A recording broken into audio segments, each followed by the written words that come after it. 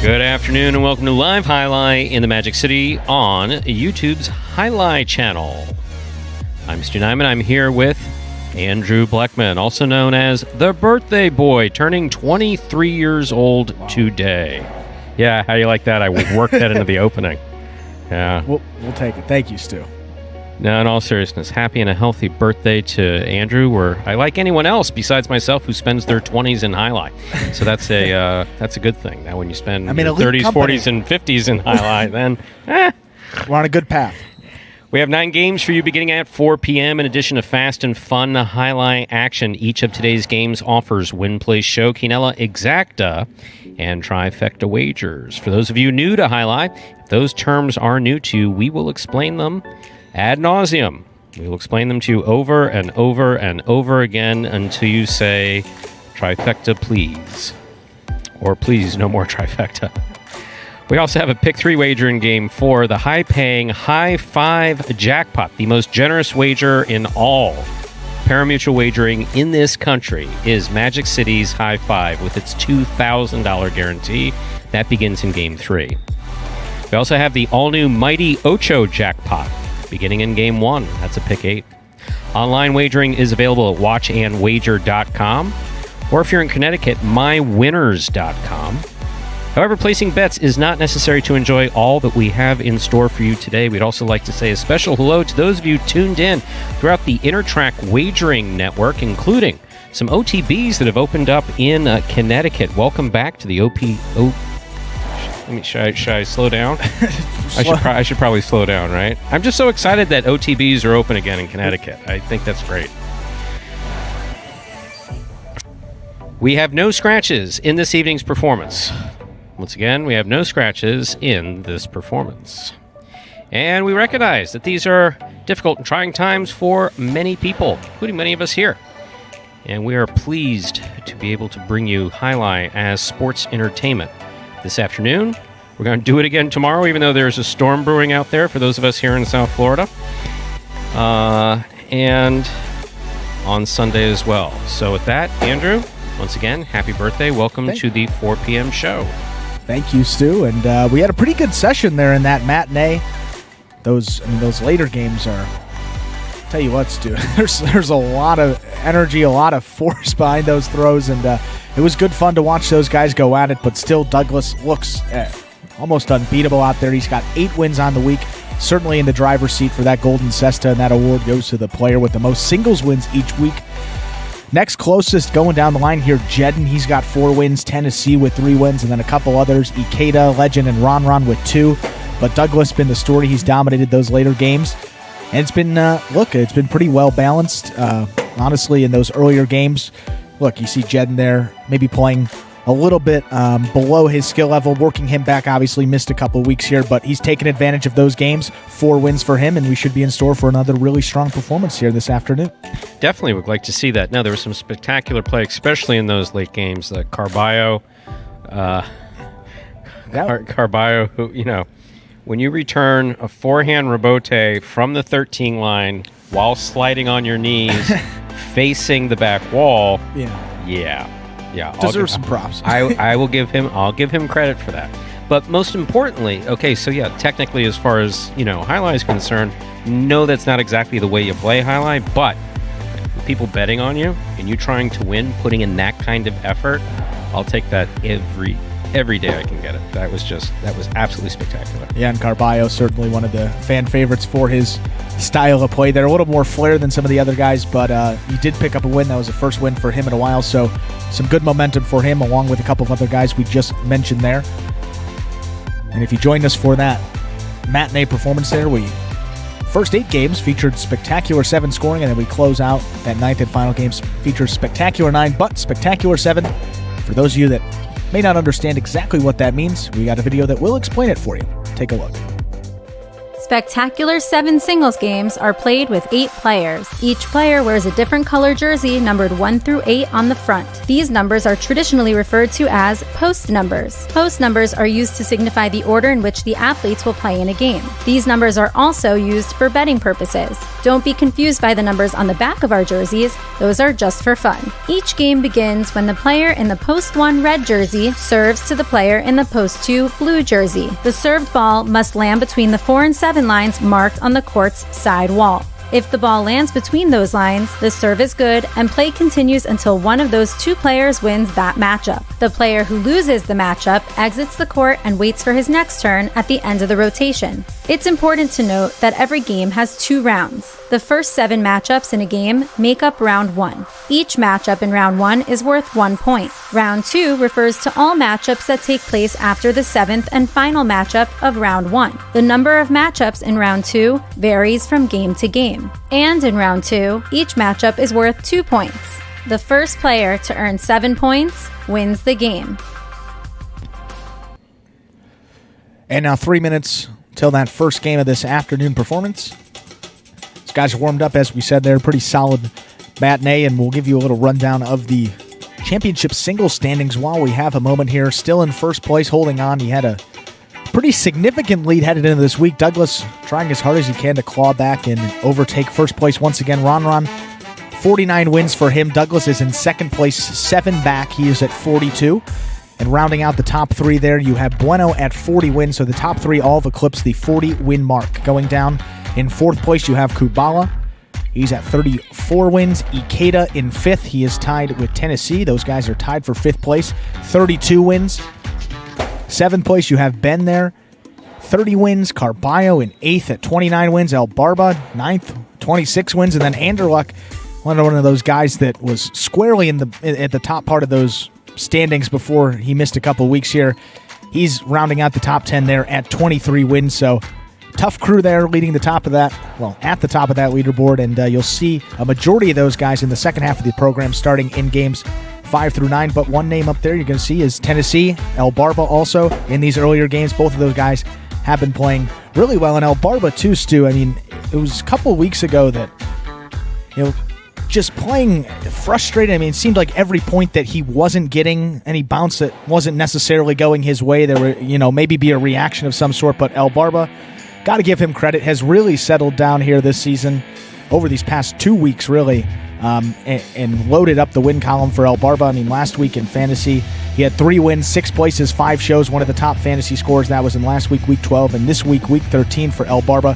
He's got 1 win and 3 places, so finishing in the top 2 there for El Barba. He's playing really well. And then Tennessee, the other guy we mentioned there, 3 wins for him and 1 place to go along with 3 more shows. So those guys I wouldn't say dominating, was going to say that, but not necessarily dominating the fantasy points in those earlier games, but are the leaders through the first half of our performances for the week. We got a long way to go still this week, Stu.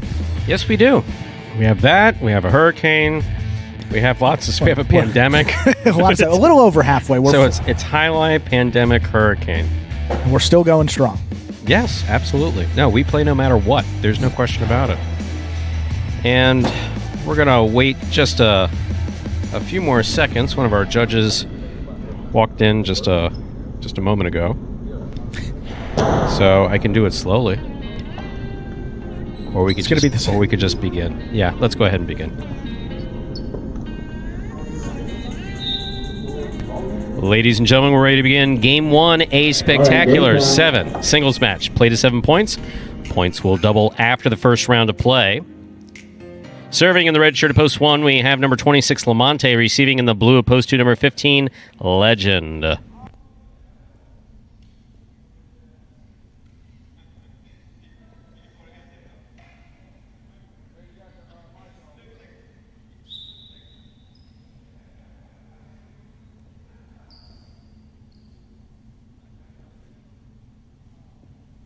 There's the serve. We begin game number 1.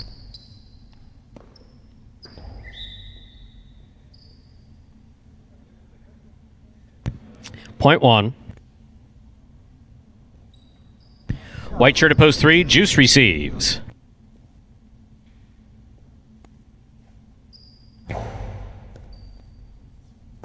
Juice from the 11 line. Goes deep off the backhand. Robote left side, hook to the pad, point 3.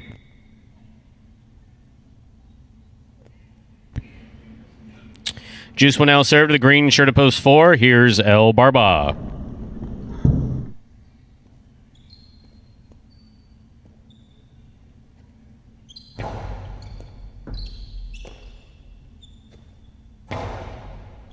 Good catch by Juice.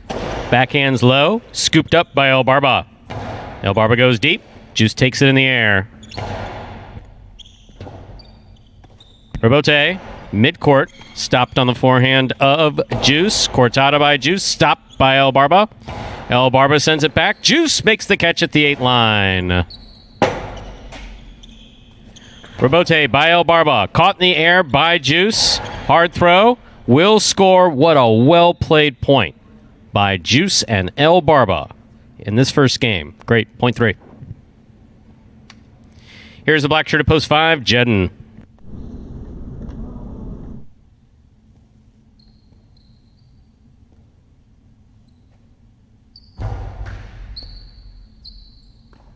Jedden opens up from the forehand. Rebote left side to the inside. That's a beautifully thrown rebote by Juice. Really well thrown, point 3.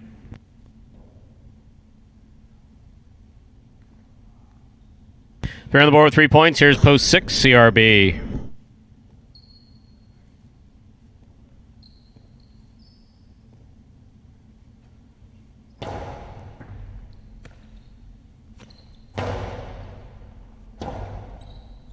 Rebote left side, thrown right to the inside and scooped up by CRB, and a great catch. Here's Juice from the 8 line. Hard throw. Great catch by CRB. Juice from the forehand. Soft touch to the inside. CRB moves up on it. Great effort to try to get to that ball, but that was well played by Juice. Point 3. Juice has 4 straight points. This matchup has Juice serving to the pink shirt of post 7, Tennessee.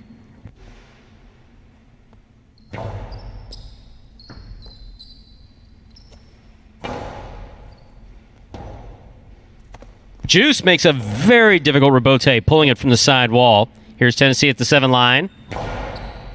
Juice from the left side. Hard backhand. Rebote from the floor by Tennessee. Catch by Juice. Juice with another soft touch. That scores. Point 3.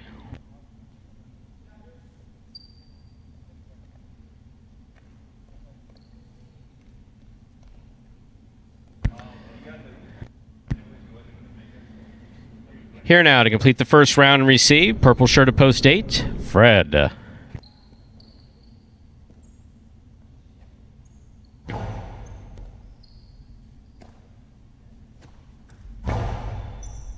Juice with a tip ball at the 8 line, point 8. That was a great 5 straight points for Juice. Well played. Play continues. First round's complete. All matchups are now worth 2 points. First to return, Legend.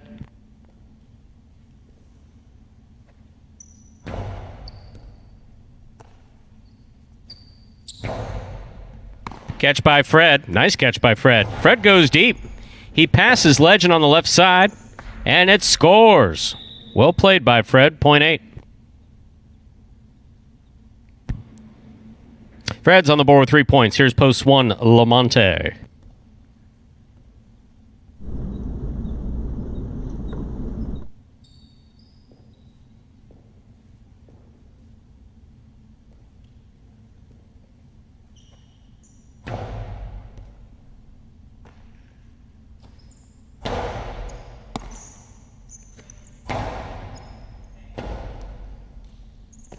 Lamonte was up there to make the forehand rebote. It escaped from his cesta. Point 8.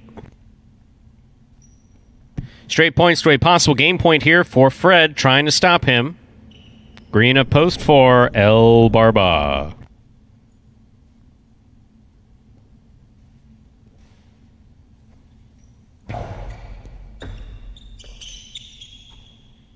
Big backhand by El Barba.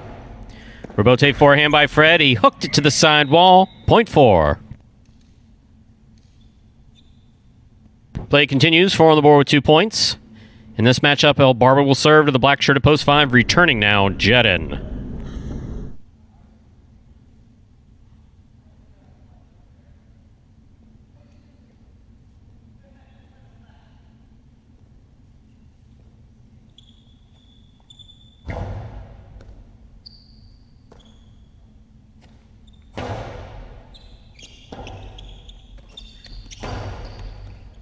Catch by Jedden.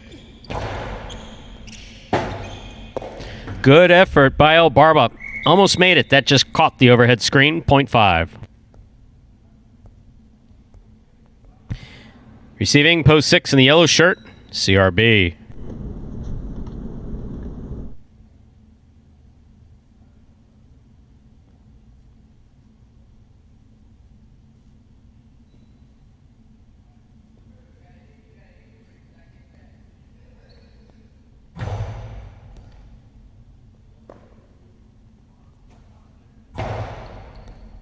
Jed with a hop makes the catch. Hard throw to the inside. CRB takes it in the air nicely. Strong backhand. Gonna score for CRB. 0.6.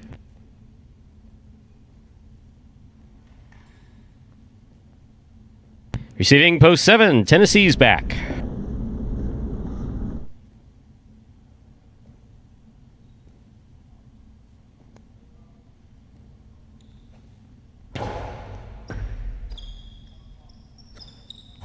Big backhand by Tennessee. Robote left side. It's a 2-all. Lands out of play. 0.7. Here's post 3. Juice.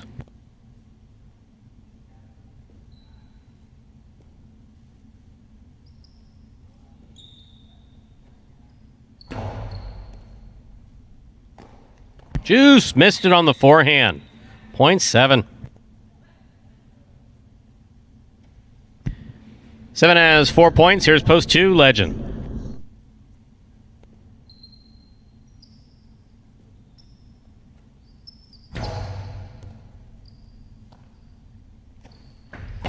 Legend goes deep from the left side.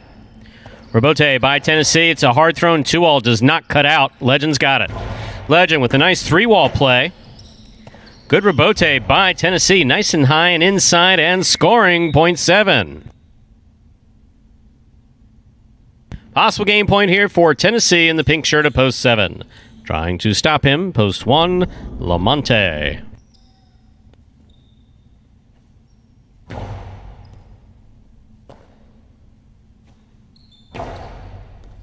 Good catch by Tennessee. A hard throw. Lamonte makes a nice Robote. Keep the point alive. Tennessee, 3-wall play. This ball's going to the outside, way outside, and scoring. That is point and game, ladies and gentlemen, for the pink shirt of post 7, Tennessee. 7 wins it, 8 serves to 3. This is a playoff for second and third place.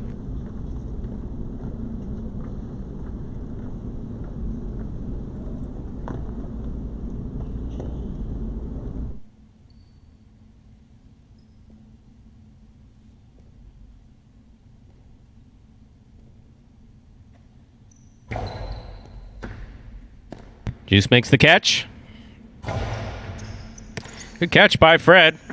Reverse 2-wall. Picked up in a great catch by Juice. Juice's return stopped by Fred. Fred throws it hard. Juice makes the catch.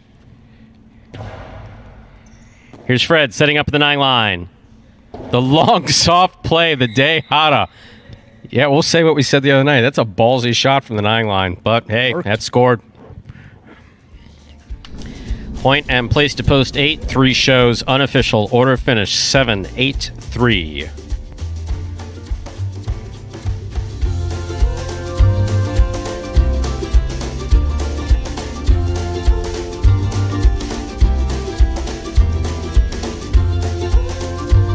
Results from Game 1 are official. Coming in first, post 7. Tennessee taking second, post 8. Fred coming in third, post 3. Juice 7-8-3. The official order finish for Game 1. We'll have your prices up in just a moment.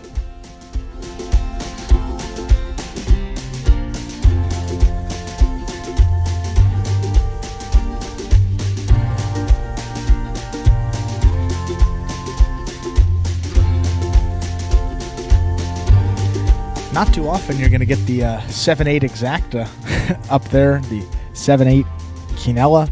Should be some interesting prices or consolations, and plenty of consolations on the board. What? No one wanted a 7-8 or an 8-7 Quinella? Shock, yeah. I know, that's one where you walk up to the window and you ask for it, and the mutual clerk looks at you like you're from another planet.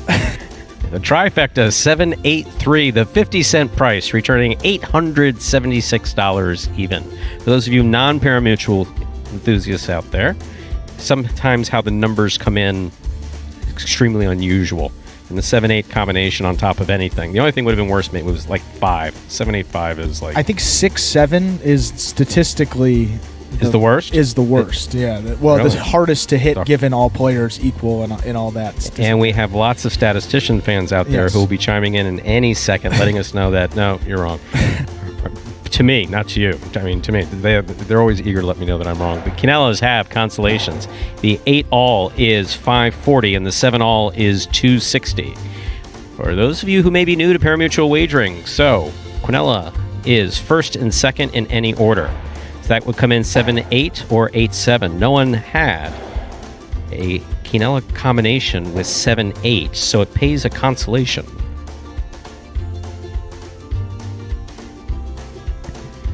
First number for this afternoon's Mighty Ocho, the number 7. Up next, Game 2, Spectacular 7. Singles match, play to 7 points. Points will double after the first round of play. Post time for Game 2, 7 minutes away.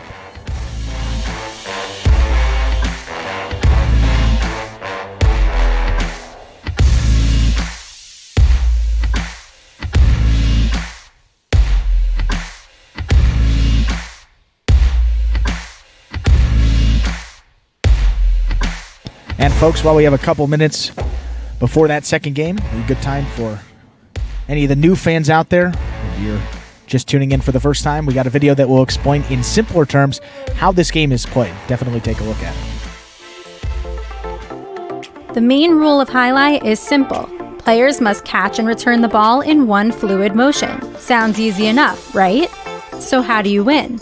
You can win a matchup simply if your opponent overserves, underserves, or serves the ball out of bounds. On the flip side, your opponent wins the matchup if the serve is so good that you fail to catch and return the ball to the front wall.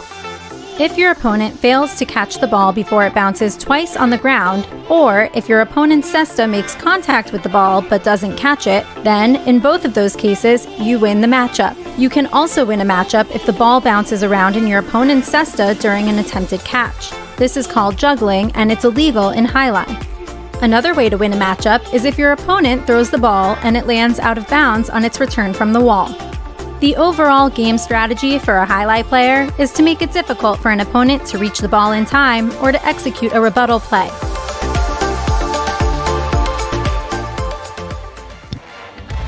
Okay, Stu, so there was a play in that game that some fans had said might have been interference. Be a good time to give the interference spiel once again here. So the calls in Jai-Alai are usually pretty specific. Yeah. It has to... It used to be easier when we didn't have glass and I could just describe a Jai-Alai court and say if it touches green, it's good.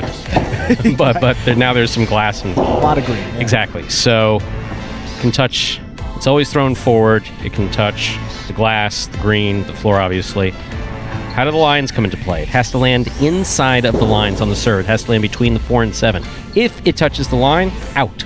Can't make any contact with the lines. That's also one. Now, those are all pretty specific calls. Interference is a request. It's in the judgment of the chief judge, which is the center court judge.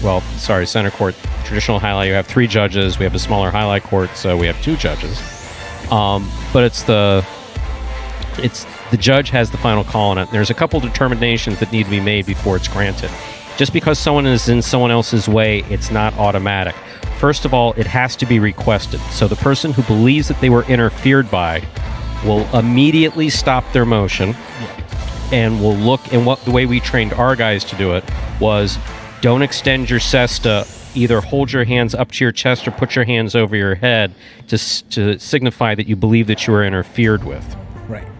To make no effort at all, exactly. Indicate you're not going for the ball. Exactly, you're not making efforts. Right. So, because that's one of the determinations. If you begin, technically it could be as strict as you want. If you make any motion towards the ball, that can be construed as, you moved towards it, so it can't be interference. But we're a little bit flexible where that's concerned. But also in the judge's opinion, he needs to know that had you not been allegedly interfered with, that you could have gotten to the ball before it bounced twice, before it went out, etc. So there will be some times where it looks like it's plain interference and the judge won't allow it, because the judge who's out there will look at it and say, sorry, it bounced twice before you would have ever gotten there, which was the call with Tennessee. Tennessee had made 2 or 3 steps towards the ball already. Yeah. Juice was right there. There's no question about it, but the ball had bounced twice. Judge did not believe that he could have made it to that ball, so wouldn't grant the interference. Yeah, it's kind of like in the NFL with pass interference, that the whole rule that the ball has to be catchable. It can't be 40 yards out of bounds and a guy interferes with you and, you say, hey, he interfered with me. Ball's not catchable. The play is basically, it was done. It's interesting you used to say that, because when we were first training, in the earlier performance, we were talking about training players from scratch. And we have players from other sports. We have some baseball players here. We have some football players. We have, obviously, Tenard Davis, who plays under Jedden, the only guy I know with the Super Bowl ring. Yep. So, unfortunately, when they were first learning, a couple of them tried to figure out if there was a way to edge that. Like, I saw one guy stepping in front of someone else, and asking for interference. It's not a chance. Yeah. No, we don't do that here. No, interference is not a strategic move. No. We're ready to begin game number 2, a spectacular 7 singles match. Play to 7 points. Points will double after the first round of play. I occasionally see that every now and then, I think, but I won't call it out. Serving in the red shirt of post 1, number 18 CRB in the red shirt. Receiving in the blue of post 2, number 15 Legend.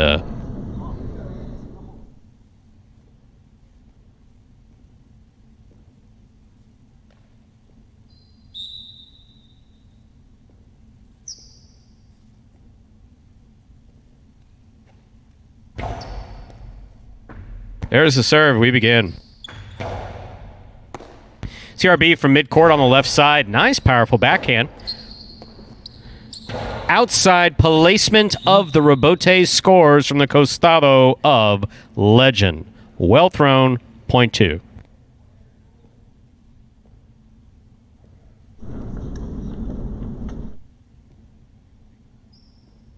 White shirt to post 3. Jedden receives. Jedden tipped it off the serve, point 2.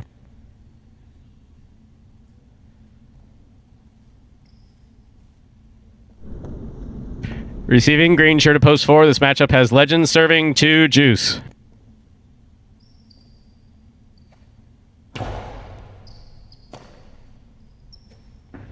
Low and hard to the inside. Legend's got it. Legend goes deep. That's going way out. Juice hangs in there. He got assessed on it. Just lost control. Threw it to the overhead screen. Point 2. Legends made 3 straight points. In this matchup, Legend serves to the black shirt of post 5, Tennessee.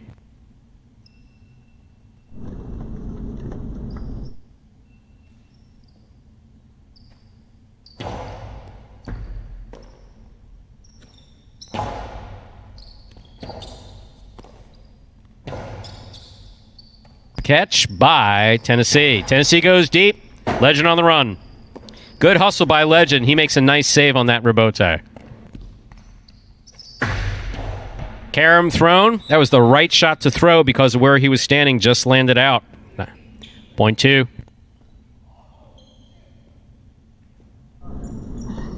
Here's Fred in the yellow shirt of post 6.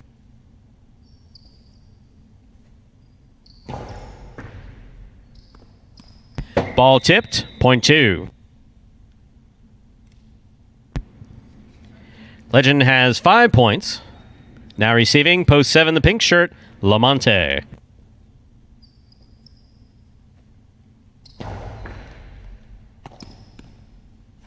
Lamonte with a hard throw right to Legend's feet. Legend going for a difficult rebote.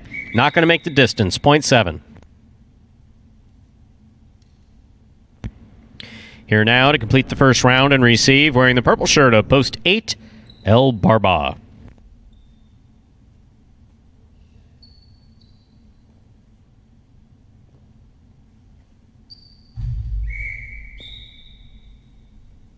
Point 8.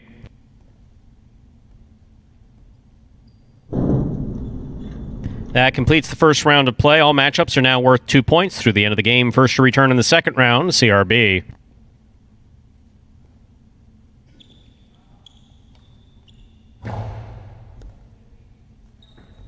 Excellent serve by El Barba coming in close to the sidewall, crossing just the 12 line. Point 8. El Barba gets the first double point. In this matchup, he serves for the white shirt at post 3, Jedden.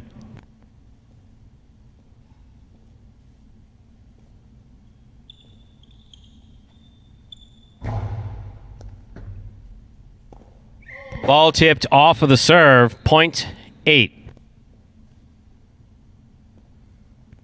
Straight point, straight possible game point here for post 8. El Barba trying to stop him, Juice.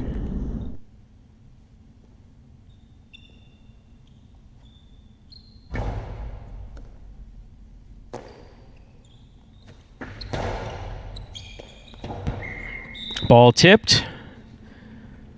Point 4, play continues.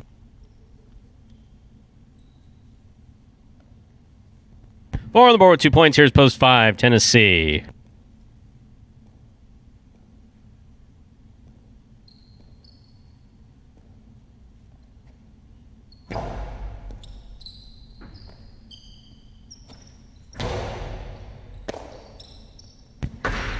Long carom, thrown hard.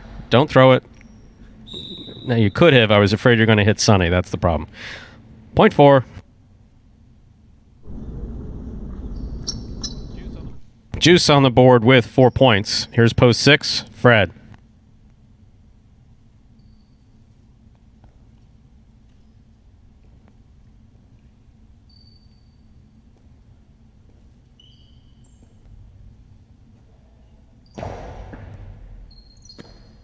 Ball dropped off the serve, point 4.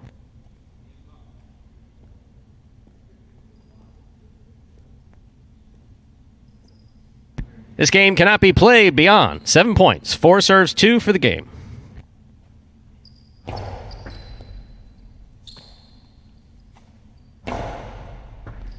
Good catch by Juice. Long carom does not cut out. Legends got it. There's a hard throw. Juice catches it in the air. That's a great catch. Great effort by Legend to try to make that rebote. That was a great effort. This point and game goes to the green shirt at post 4, Juice. 4 wins it, 8 serves to 2. This is a playoff for second and third place.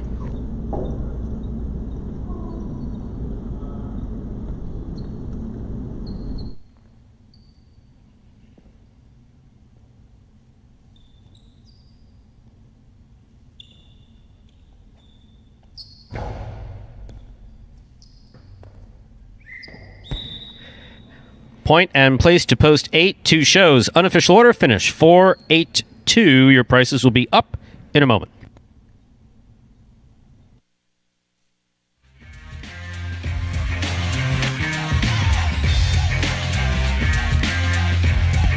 Results are official from Game 2. Coming in first, post 4, Juice. Taking second, post 8, El Barba. Coming in third, post 2, Legend. 4-8-2, the official order of finish.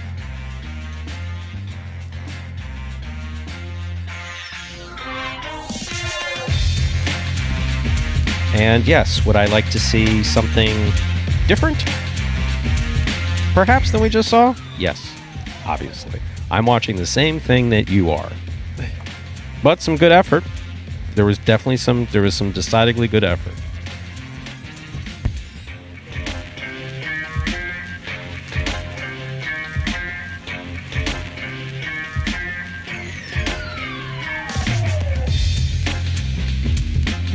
And we'll have your prices up here in just a moment. And that's one way of looking at it, is that if the quality of the highlight is off in a particular game, you know we're going to see some exciting highlight later. Right. Maybe even in the next point, game to game. I mean, that's the unpredictability of the early games. It could be great. It might not be great.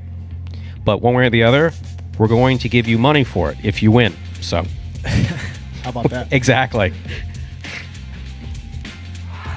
No one had 4 to win, so the 8 to win, returning $7.20. Quinella, 4-8. That's first and second any order, so that's 4-8 or 8-4, $74. The trifecta, 4-8-2, $553 even.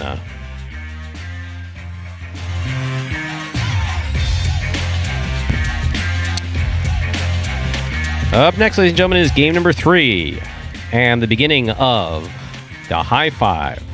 Game 3, a 7-point game. All points will double after the first round of play. There are no scratches. Get those high five wagers in.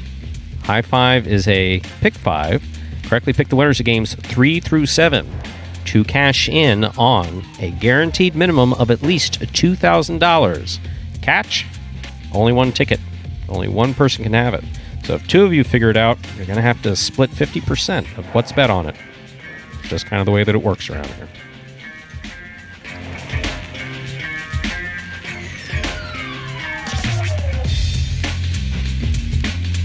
Post time for game 3, 7 minutes away.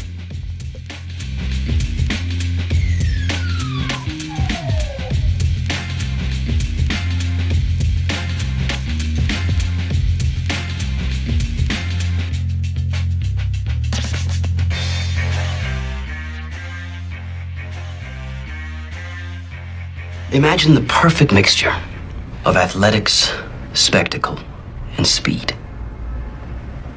Jai-Alai. Let's design a Conan O'Brien or Conan superhero. Sure. Oven mitts. Maybe there's some steam coming off the mitts because I took a focaccia out of the oven. Oh, a highlight glove in the other one. Would be great. Have you ever played Jai-Alai? Actually lacrosse, but it's Jai-Alai for white people. I'm Johnny Garcho, this is Steve-O. This is Jai-Alai. Jai-Alai is like handball, only you fling the ball and catch the ball with this basket thing. It's more complicated than that. And dangerous.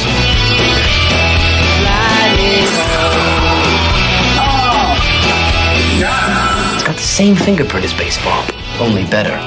A special stadium called a fronton. And you can sit real close, which is a thrill because the ball goes 175 miles an hour. I can serve this pelota almost 200 miles an hour. Big whoop, that little squishy. Jesus, is this made of limestone? It's a dangerous game, amigo. That's called a cesta. It's made of reeds from the Pyrenees. And the ball is called a pelota. A lightning ball.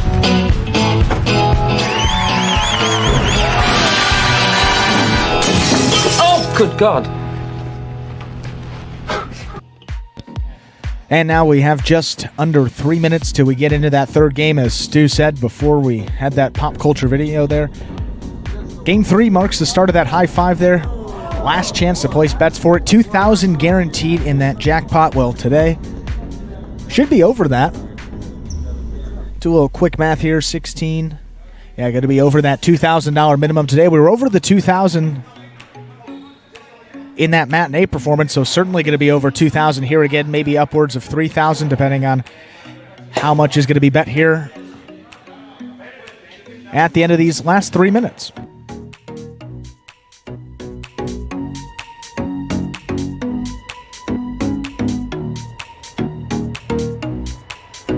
Yeah, for those of you that maybe have never played the high five before, pretty simple here. You just pick the winners of games 3 through 7.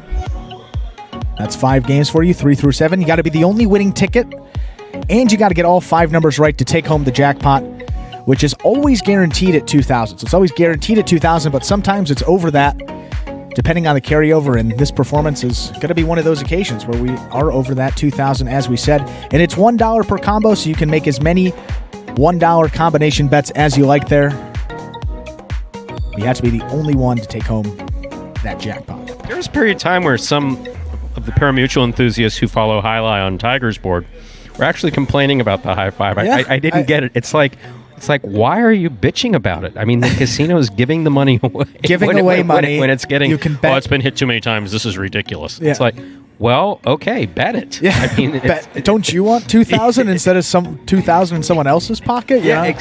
Just go for it. It calls for handicapping. Yeah. Now we're at the point where it's self-funding very quickly, which is good to see. And we said that. I mean, when everyone was out, you had only 12 guys, and Ron was dominating at the clip he was. It was a lot easier to hit, as we said. I mean, I think it went, if I'm not mistaken, was it 10 in a row? Maybe, I think it was 10 performances in a row, maybe 9, right around there, and that's ridiculous. For a pick 5, we did the math on it. It's over 32,000 to 1 to hit a pick 5, given all players are equal skill level. So the fact that it went 10 times in a row, we are not kidding when we say it is the most generous parimutuel jackpot bet out there in the country. Yes, it is. And there for you to win. And we'll hopefully see a little bit, I don't know, if you can gauge it by a practice, this practice looks a little more promising than the first, well, than the last game. Let's see. We'll give it a shot. We're ready to begin game number 3. It's a spectacular 7 singles match. Play to 7 points. Points will double after the first round of play. Game 3 begins today's high 5. Serving in the red shirt of post 1 is Fred. Receiving in the blue shirt of post 2 is Legend.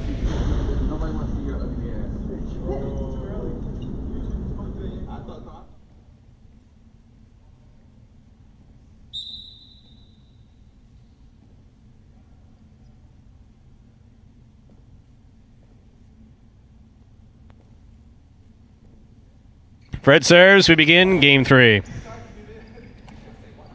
Legend from the forehand. Here's Fred at the 9 line.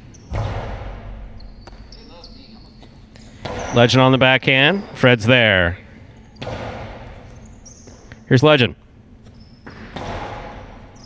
Fred makes a good catch. Long carom from the sidearm. Tough shot. Well played, though. Point 2. Legend first up on the board in our third game. That'll bring to the court the white shirt of post 3. Here's Juice.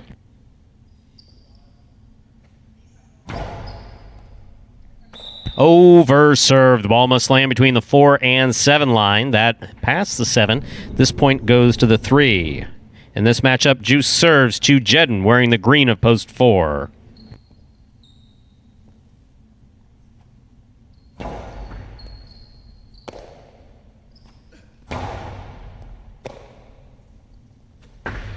Long carom does not cut out. Jedden stops it in the middle of the court. Robote left side. This is a 2-all. Hard thrown, picked up, and a great catch. A forehand got away from him, though. That hit the outer pad. That's bad. Point 3.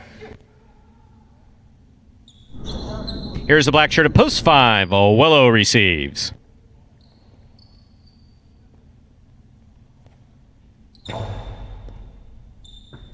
Great catch by Vuelo off a good serve by Juice.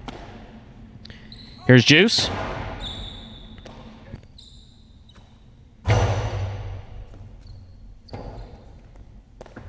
Point 5.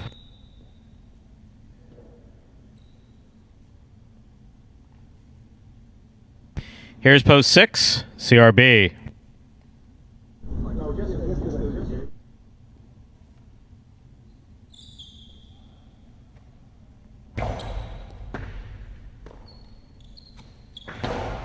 Backhand 2-all caught in the air by Vuelo.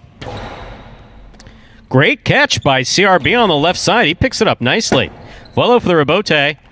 That's a good effort by Vuelo. That lands in, and a great catch by CRB. Carambola by CRB, stopped by Vuelo. Excellent catch by CRB. Vuelo hangs in there, but could not make the rebote. Such a well-played point by CRB and Vuelo. Very good, point 6.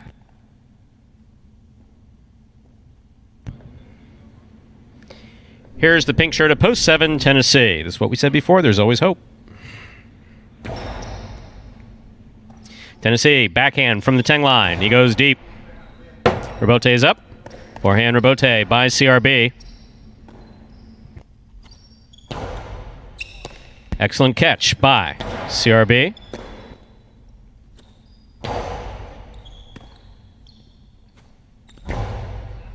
Tennessee, midcourt. Here's the backhand. CRB on the rebote.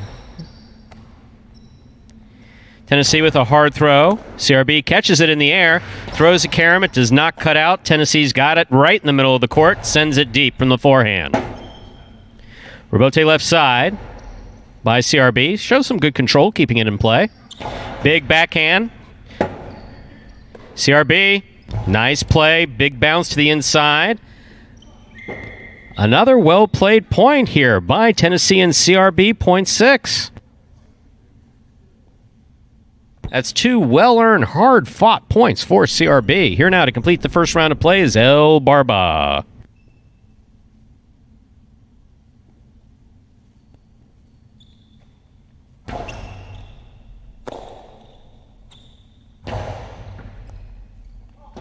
Ball got by CRB on the forehand and scored. Point 8.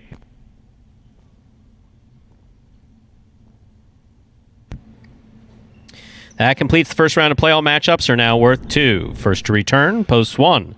Fred.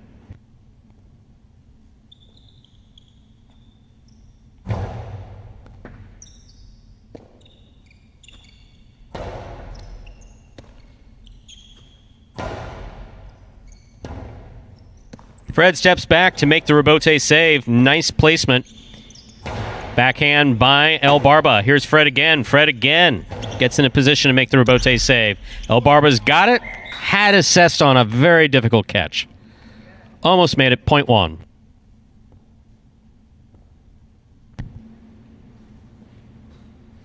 Back and ready to receive. Post 2. Legend.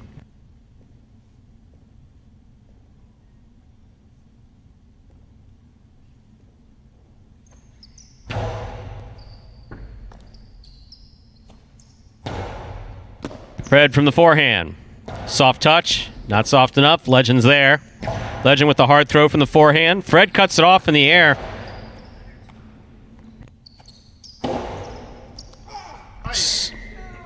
Going for the scoop and got hit in the thigh. I think the thigh. Something like that, Stu. Point 2.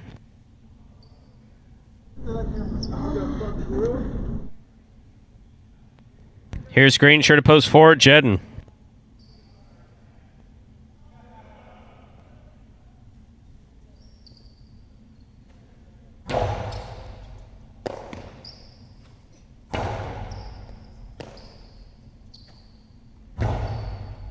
Jedden makes the catch midcourt. There's a hard throw. Legend takes it out of the air on the right side. Good catch by Jedden. Backhand by Jedden, passes to the rebote. Rebote to the outside. That's going to land in and score. Point 2.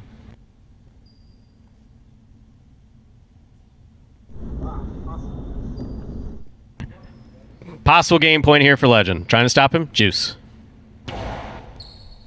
Juice running up to take it on the forehand. Throws it hard. Good catch by Legend. Legend sends it deep. Rebote fall down by Juice. Legend tipped the ball. Point 3. Play continues.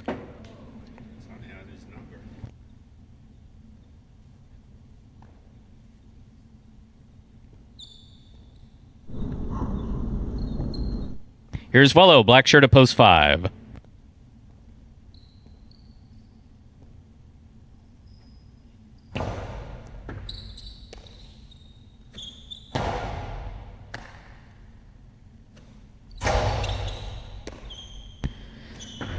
Nice throw by Vuelo.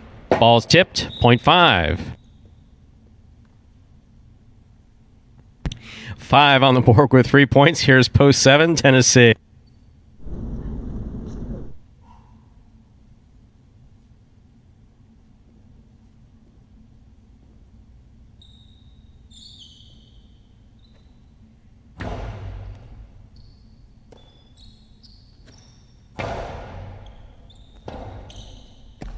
Fine rebote played by Vuelo. Here's Tennessee. Strong backhand. Good catch by Vuelo.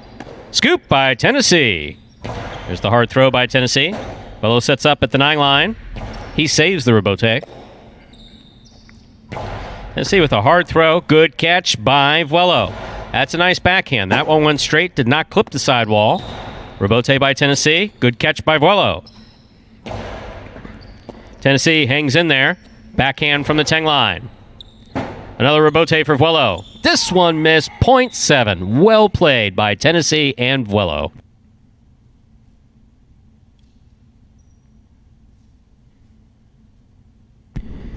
Back and ready to receive. Yellow shirt at post 6. CRB.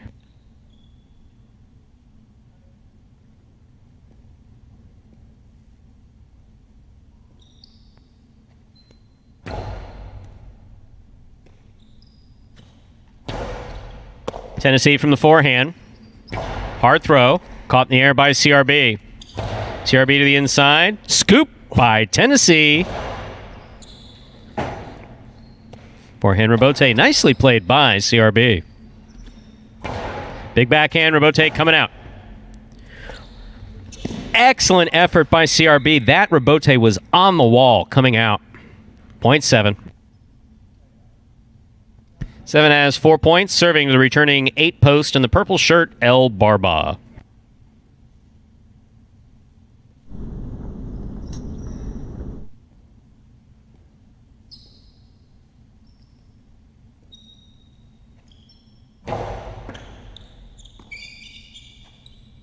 Big backhand by El Barba. Robote by Tennessee. That ball touched the overhead screen. Out of play. 0.8. 8 on the board with 3 points. Receiving, Fred.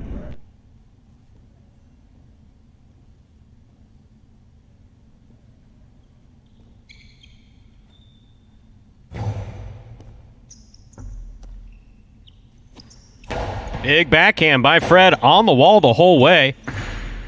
2-all Robote with a soft touch by El Barba. Nice play. 0.8. Possible game point here for post 8, El Barba. Trying to stop him, Jedin.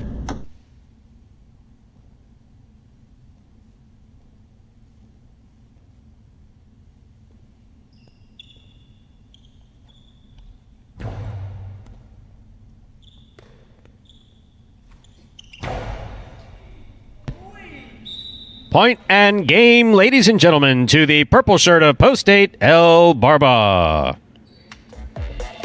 2 places, 3 serves to 7. This is a playoff for 3rd place.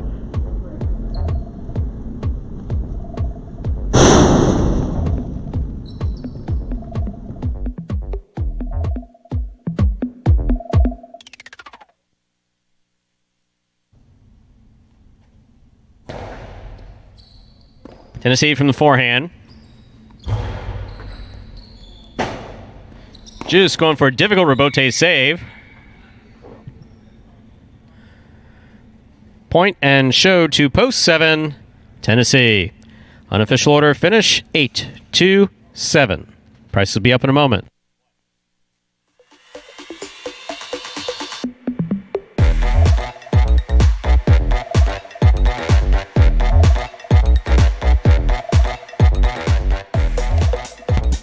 Results are official. Coming in first, post 8, El Barba. Taking second, post 2, Legend.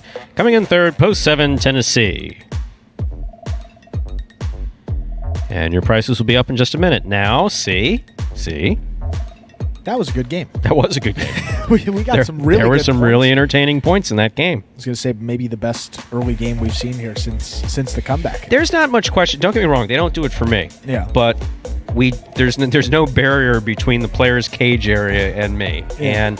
And it's important for folks to know that, we say this before, but, one of the things that I do is participate in the coaching here. Yeah. When, of course, we're not playing. So it's not just me being verbally abusive as an announcer and sitting back and saying quasi-inappropriate things at times. It's also reminding them, that, hey, we're here to do a job and we need to do it. Right. It's a unique position. I mean, you don't really see coaches that get behind the mic while live action's going on. So this is real, unfiltered. Yeah. That's what the fans love. 8-2-7 is the official order finish for Game 3. $2 Quinella 2-8. That's 2-8 or 8-2. First and second any order. $33.60. $2 try 8-2-7. $328.60. And also the idea being is that they know that there's if they haven't played, they know the difference. When they haven't played well, it's not just a question of the performance. They know that if they've dropped balls, easy balls, that they've thrown the ball off the court. Jedin there, for instance, there was no reason to beat him up because he was going for an outside placement and he missed. He knew he messed up. Yeah. No, I mean, it's, right. No reason to say, oh my God, what were you doing? No. I may say that to him later, what were you thinking? But But you know that he's capable of throwing a forehand off the front wall. Exactly. Getting it in the court. Or passing him. He's capable of doing other things. But when you go for that's the issue with Carballo. Yeah. Don't go for the stuff that's got low percentage. Why catch the ball in the air? All these things are old traditional highlight things. Always catch the ball in the air. As someone pointed out, CTFB. Yeah. That's what do I have to do? CTFB. You just have to catch the ball. That's just catch it. As simple as that. Catch it, stop it, take a quick peek where he is without holding it, throw the ball where he's not. That's all. The game comes a lot easier, and it also probably slows down considerably as well. Exactly. Up next, ladies and gentlemen, is Game 4, a spectacular 7 singles match, played to 7 points. Points double after the first round of play. Game 4 begins today's Pick 3. Post time for Game 4, 7 minutes away. Good luck. I really got the name El Barba from Coach JR. You know, like the first day I came into practice, he was like, "Oh, La Barbas." You know, he called me the beard. And, you know, it kind of just stuck. The most frustrating aspect of Jai-Alai for me probably would be anticipation. Because the ball's going so fast, you don't have time to wait to see where the ball's going to be thrown. It's frustrating, you know, but at the end of the day, I'm playing a sport for money, okay? My goal is to go out there, win every point, as soon as I step on the court, win the game, and call that game a day. You know, that's it.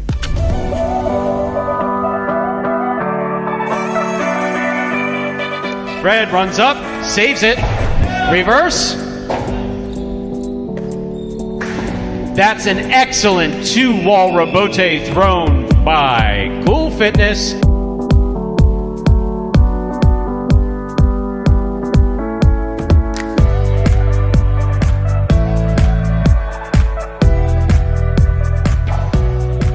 Diaz with the catch. Another 2-wall scores for the win.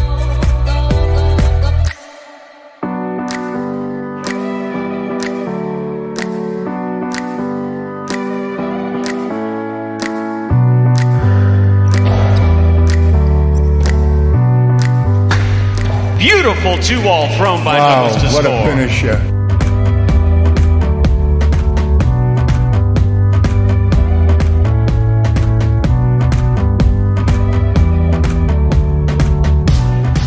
Rebote thrown by Ben.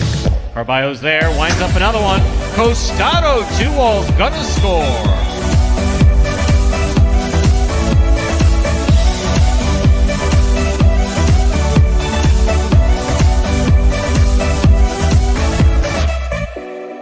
Here's Ben. Scoop by Douglas. Costado by Douglas, 2-wall will score for the win.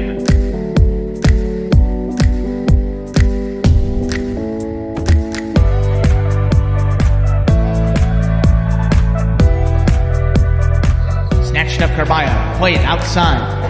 That one hits Ben. That one will hit. Wow. And score.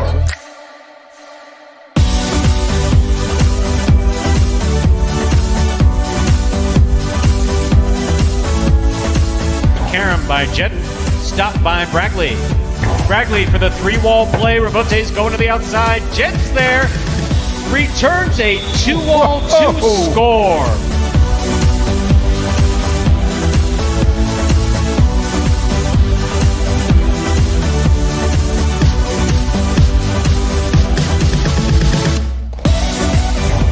Rebote out, nice save. Anderluck out of the air, fires this one high off the back wall again. Another Rebote save going to the ground with one hand. That one will score.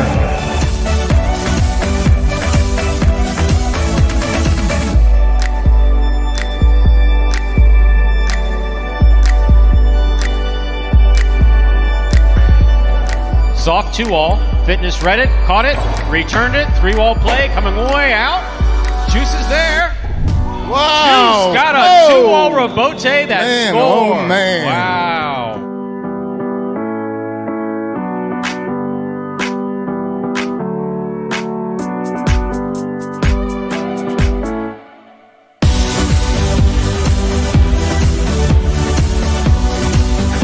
Karam, stopped by Diaz.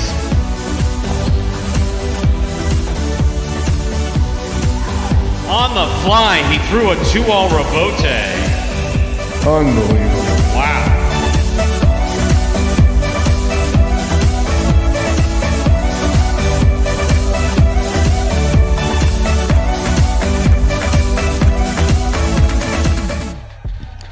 And folks, that was a collection of the top 10 two-walls from the 2019 season. That was last year here at Magic City Jai-Alai. Now we have less than a minute till that fourth game. How about that? Time to begin Game 4, a spectacular 7 singles match. Play to 7 points. Points will double after the first round of play. Game 4 does begin today's Pick 3. Serving in the red shirt of Post 1, we have number 15, Legend. Receiving in the blue of Post 2, number 29, Vowello.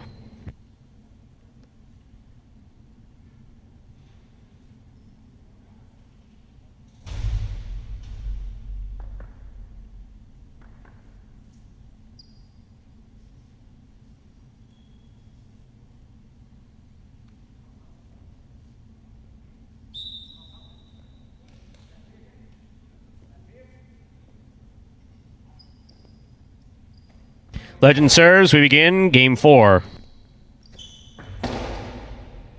Catch by Legend.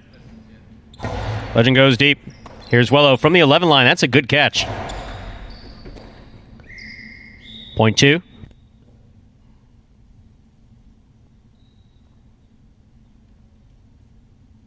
This next matchup will have Wello serving to the white shirt of Post 3, Jedden.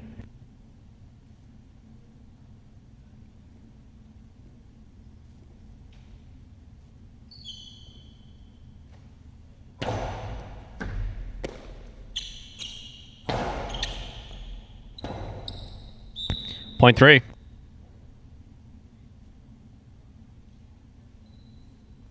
3 now serves the green shirt of Post 4, El Barba.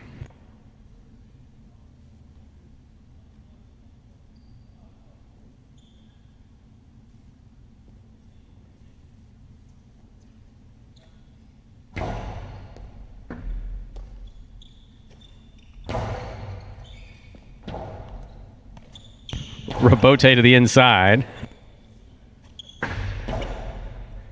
That was a beautiful 2-wall by El Barba. That's a nice carambola by Jedden. 2 really well thought out plays there, both by El Barba and Jedden. Very well played. Point goes to the 3.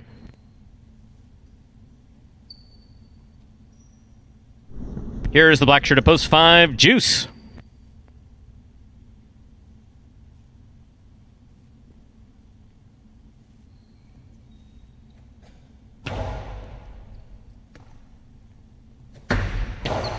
Long carom, stopped on the forehand of Jedden.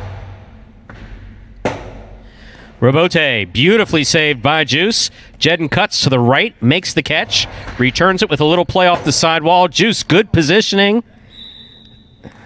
Good effort by Juice. If he would have made connection with that, that would have been a little dangerous. Point goes to the 3. Yeah, no. 3 on the board with 3 points. Here's Post 6, Tennessee.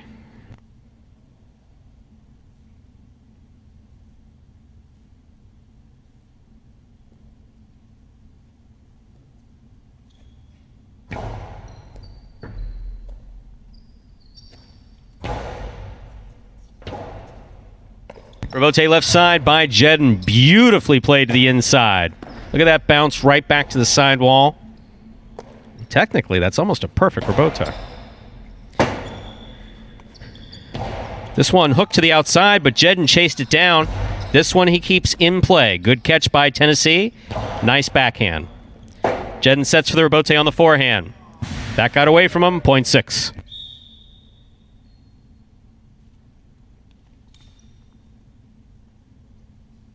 This next matchup, Tennessee serves to Fred. Fred is in the pink shirt of Post 7.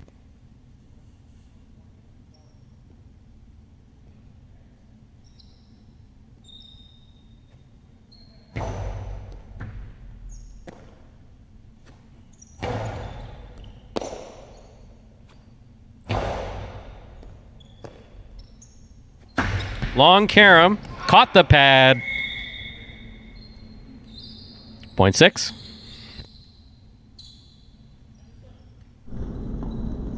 Here now to complete the first round and receive purple shirt of Post 8, CRB.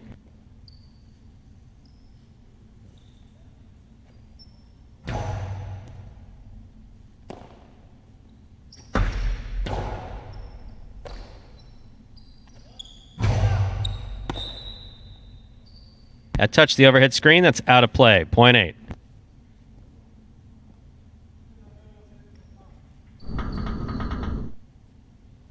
Back and ready to receive. Red shirt to post 1. Legend.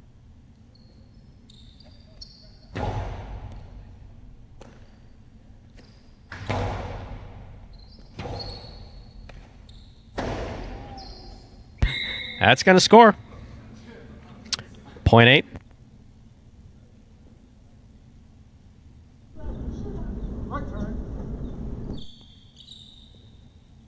Here's post 2. Vuelo.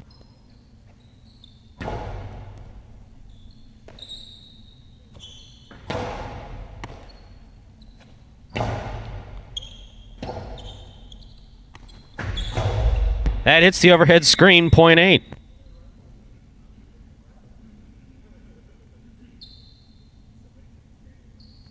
Possible game point here for the purple shirt at post 8. CRB trying to stop him. El Barba.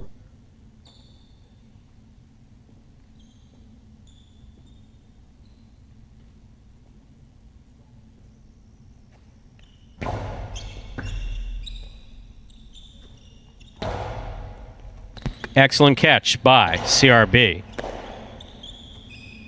Nice backhand by El Barba. CRB holds onto it. Backhand play to pass. Cleared the overhead screen. El Barba fires it up the middle. CRB with a tip ball. Point 4. Play continues. 4 serves to post 5. Juice.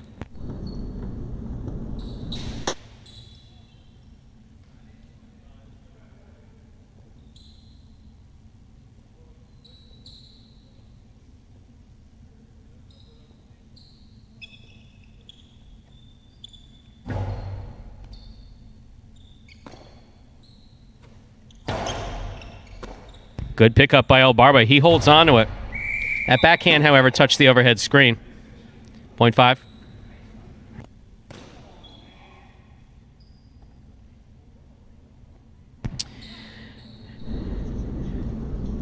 Juice serves 2. Post 3. Jet in.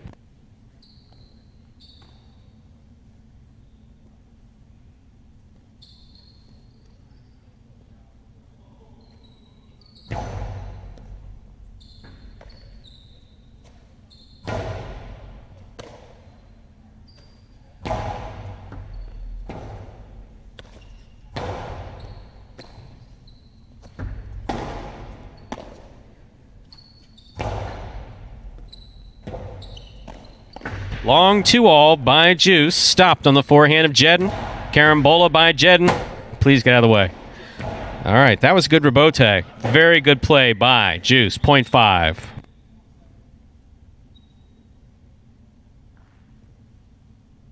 Five on the board with 4 points. Here's post 7. Fred.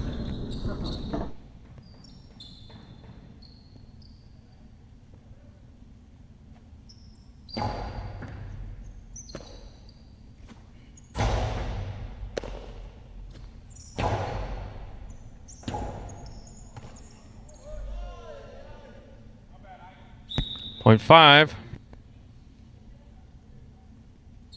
5 on the board with 6 points. Here's post 6, Tennessee.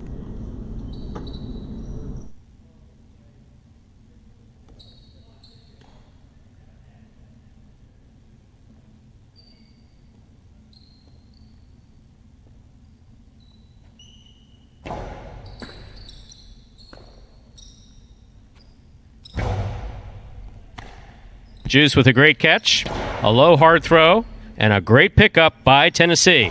He holds onto it, does not hold it.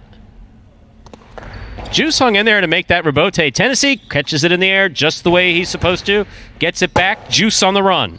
Juice makes the rebote to the inside beautifully. Wow, what effort by Tennessee, and that is point and a well-earned game. To post 5, Juice.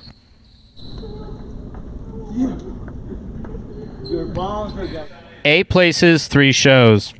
Unofficial order finish 5-8-3.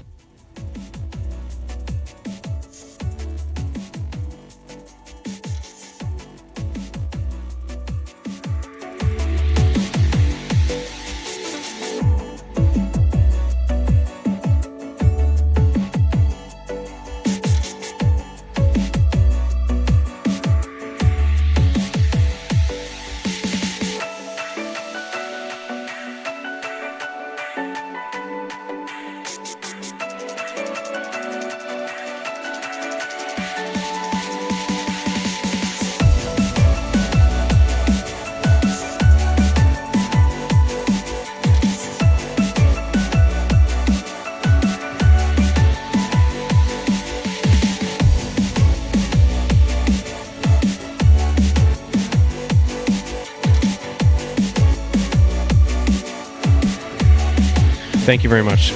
Coming in first, post 5, Juice. Taking second, post 8, CRB. Coming in third, post 3, Jedden. 583, official order of finish. $1 Quinella.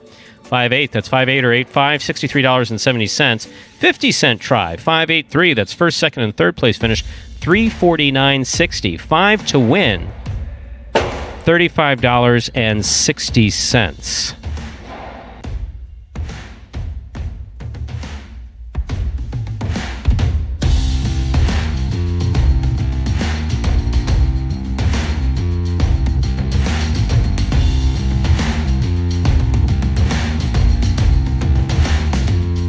Up next, ladies and gentlemen, is Game 5, Spectacular 7 scoring. Post time for Game 5, 7 minutes away.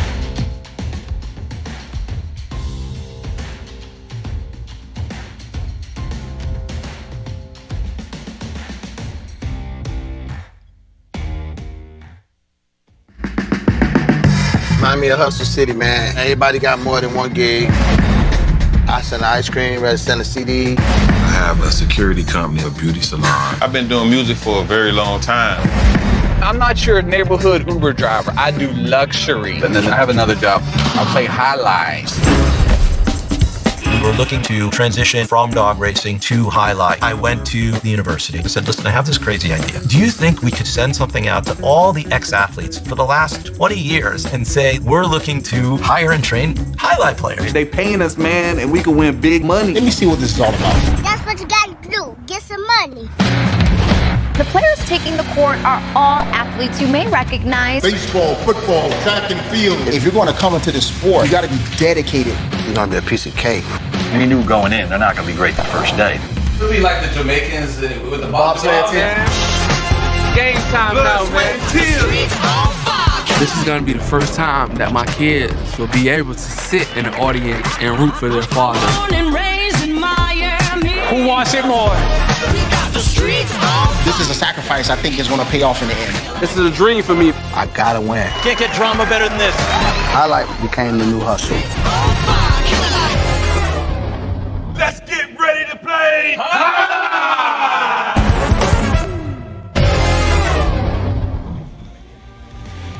And folks, that was a trailer for the award-winning documentary Magic City Hustle. That was about the start of the highlight program here, the idea, the inspiration behind it. If you'd like to check that out for yourself, head on over to MagicCityCasino.com.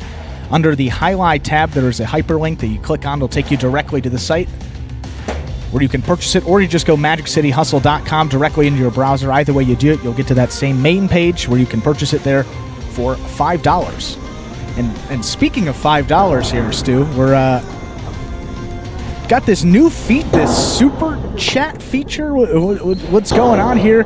I mean, thank you guys. We see here Brian D donated $5 here, Ace Highwood donating $5, and then Roland coming in. I think this may be for me for my birthday, $5. So I appreciate the donation there, and I think that super chat feature is definitely new there. I think it's also important to point out, no, you do not have to donate any money to the Highlight Channel, unless this is a new revenue source that I didn't get a memo on, which I'm not required to, but by the same token, we're really pleased that you're watching and you're enjoying and we appreciate and you take it seriously enough to pay attention to what goes on with the players and the development of the program, even when you got something not so necessarily pleasant to say. Right now that we got $15, but hey, no, I'm not saying you don't deserve. Just understand, not required. Definitely not required. Definitely not required, but we appreciate it. Roland, Ace Highwood, and Brian there sending $5, and now we can afford a drink in Miami, Stu. How about that? You get $15 there, and fortunately, we're not going to be going out during this time because I saw Brian asked a little earlier, any plans for the birthday here today? No. We are amid pandemic. There's some severe weather coming. We're just going to hang out, enjoy a little bit of baseball while we still have it here. Going to watch a White Sox game and not much else going on. Highlight, baseball, basketball, a lot of sports here on the birthday, and fortunately we have that to enjoy here, so we appreciate that again, and that's that new feature, the Super Chat. Get in on it, folks.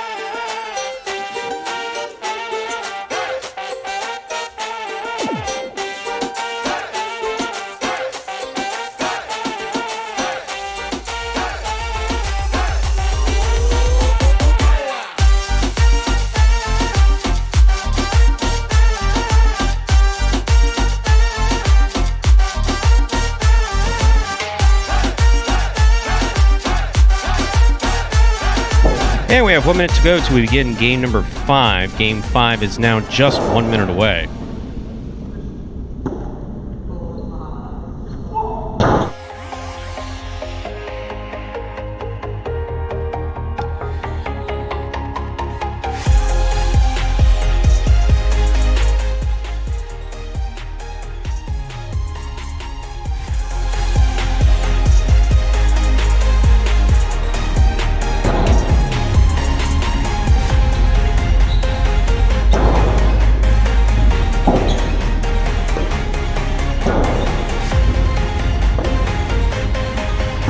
All right, break time.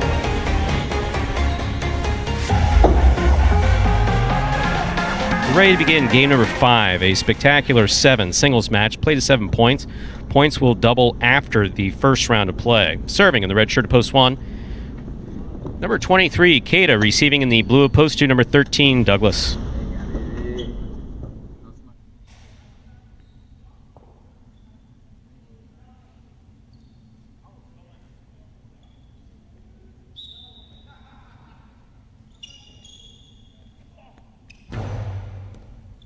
There's the serve. We begin.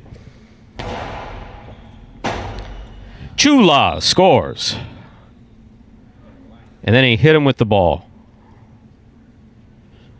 You gonna hit him back? Yeah, no, that's right. There you go. Here's the white shirt at post 3. Legend receives.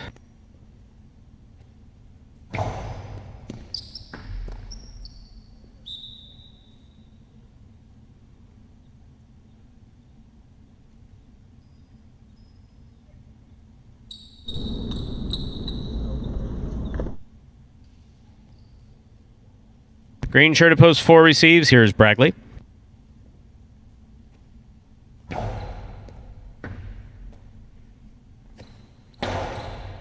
Douglas from the left side. Powerful backhand. Robote forehand played nicely by Bragley. Here's Douglas. Karam did not cut out. Bragley's got it in the middle of the court. Outside placement. That's the right throw. Throw it where your opponent's not. Point 4.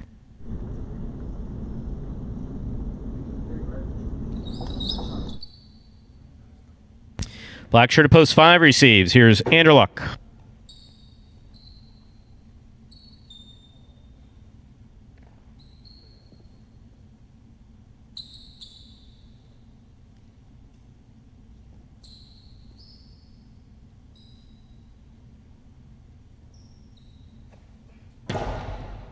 It's a low hard serve by Bragley. Anderluck holds on to it.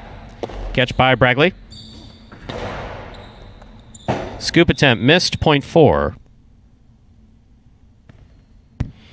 Yellow shirt at post 6. Bueno receives.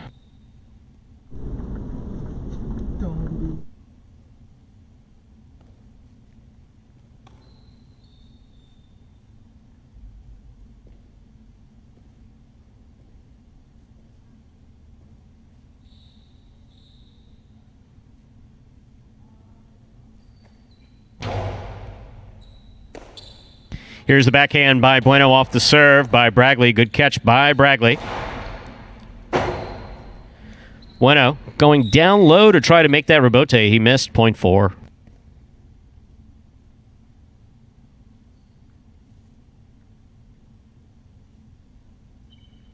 Here's post 7, El Barba.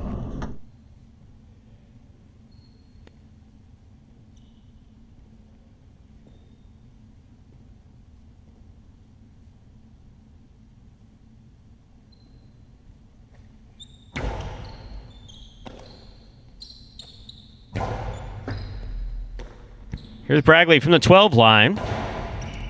El Barb on the left side. That's a nice catch. And the backhand on the side wall. Bragley's reverse into the lower pad. A pad is bad, especially when thrown like that. Point 7. Here's post 8. Here now to complete the first round and receive. Ben.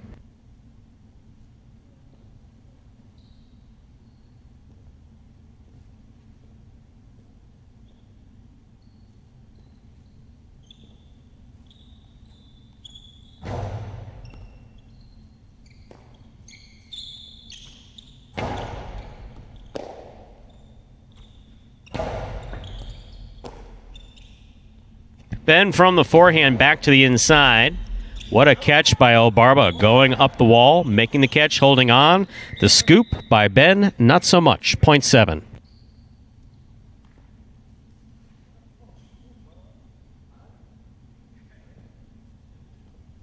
That'll complete the first round of play. All points are now double. All matchups, rather, are now double. Here's red shirt at post 1 returning. Kayla.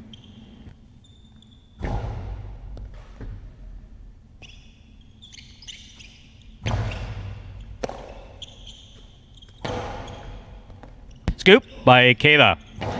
Backhand. Robote's up. El Barba. Outside placement of the Robote is going to score 0.7. 7 on the board with 4 points. Here's post 3, Legend.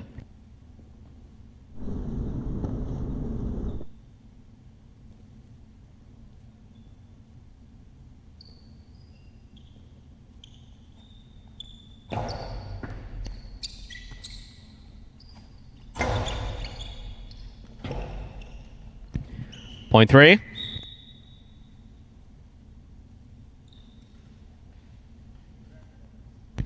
Here's post 2, Douglas.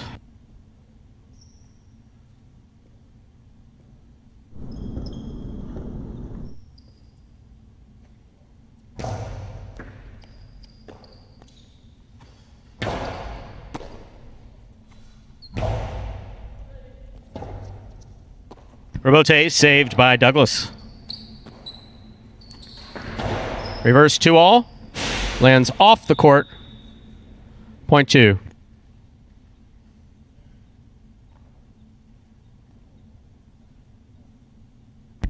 Here's the black shirt at post 5, Anderluck.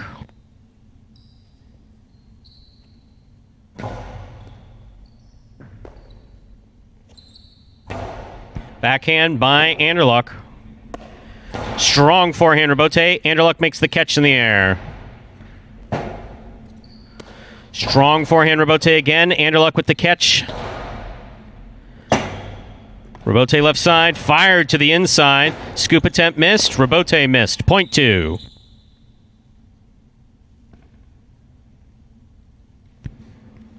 Possible game point for the blue shirt of post 2.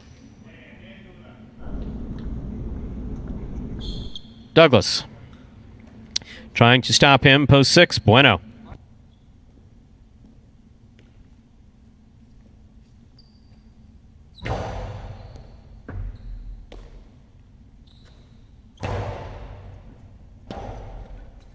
Douglas, forehand Robote. Got up, got out of the way. Robote left side, thrown hard. Ball tipped. Point in game, blue shirt at post 2. Douglas. Get that man a chin strap. 7 places, 4 shows. Unofficial order finished. 2-7-4.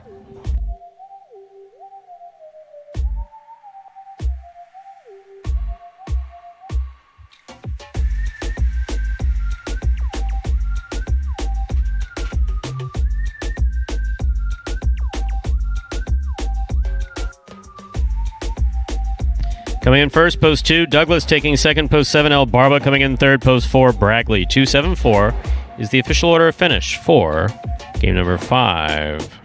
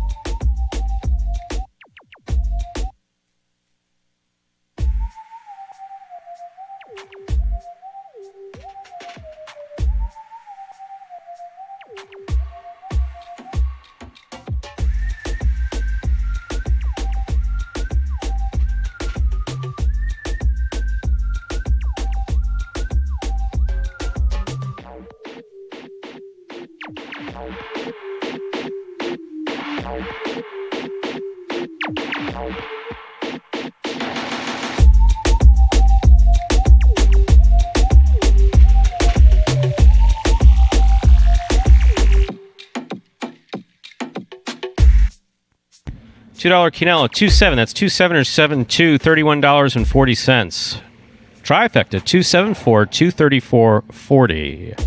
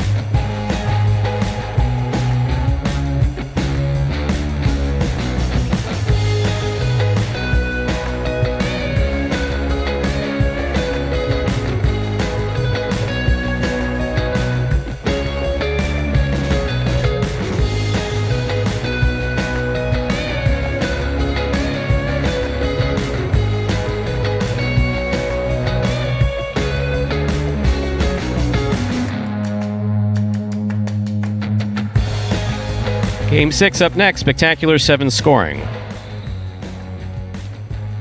Post time for Game 6, 7 minutes away.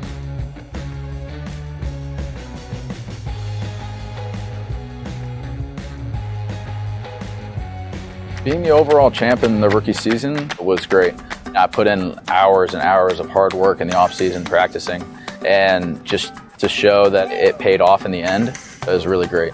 My goal for the 2020 season is to stay healthy, play to the best I can, but definitely I would love to repeat winning singles and doubles again this year. Like I said, I think it's going to be a lot harder, but it's definitely a push that I want, and I'm happy that everybody's getting better, and it's going to be harder for me because it pushes me to be better, and that's what I want ultimately. I would love to be the champ again this year. I am definitely going to try my best. Like I said, the competition is getting better every day. And so I'm going to push to be the best again, but we'll see. It's going to be a long 7-month season, and I'll hope to repeat what I did again. And that was Douglas there, picking up win number 43 on the season, his 9th of the week already, Stu. Wow, he's played in 13 games total, has come in the money 11 of those 13 games, which, for all you numbers people out there, it's 84% in the money this week here. Next closest in terms of wins, you got to go down all the way.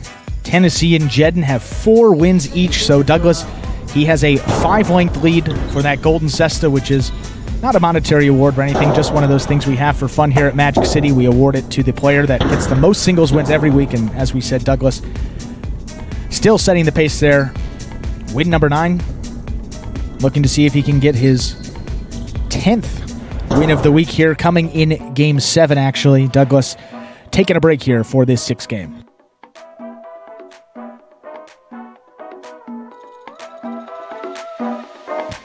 And in case we have any new fans who may have missed this explanation video at the top of the program, well, here it is again to explain in simpler terms how the sport of highlight is played. Take a look. The main rule of highlight is simple.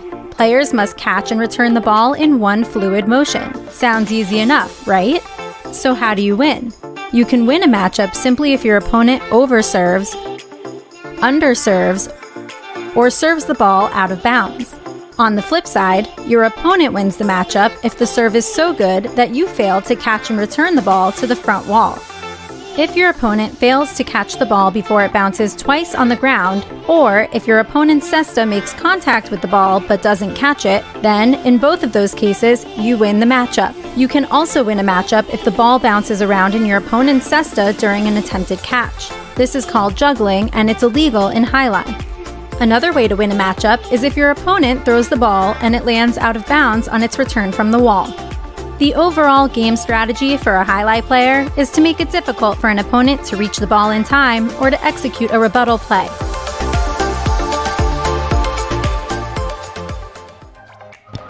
We're now squarely in the midst of those middle feature games here to close out the program. We're in the second half of the program, games 6 through 9. And you see the names competing in this 6th game. You got Kubala and Carballo, two guys that weren't in that 5th game. See Ikeda back in here, and Ron, his first go of it here in this afternoon performance. And Ron, we talked about this in the matinee performance. Ron took 28 wins over the last 2 weeks while been dealing with a shortened roster. 28 wins over 2 weeks. And there was that whole debate. I mean, when Douglas comes back, and it looked like Ron was pretty dominant, how would Douglas fit back in? And he has just come back, hasn't skipped a beat, as we've said here. Ron was upwards of 13 games on Douglas headed into week 13, which is this current week. That lead is now down to just 6. Ron 49 wins on the season, Douglas at 43. So he's overtaken second place. Only took him a couple days to do that. We'll see how long it takes him to get all the way back up to Ron in first. And how about his winning percentage now with Douglas? He is just under 40%, 39.45% his winning percentage. So he can get it up to 40 if he gets a win in his next appearance. That'll be Game 7. We got Game 6 for you up first. Time to begin Game 6, a spectacular 7 singles match. Play to 7 points. Points will double after the first round of play. Serving the red shirt of post 1 is number 23, Ikeda. Receiving in the blue shirt of post 2, number 25, Kubala.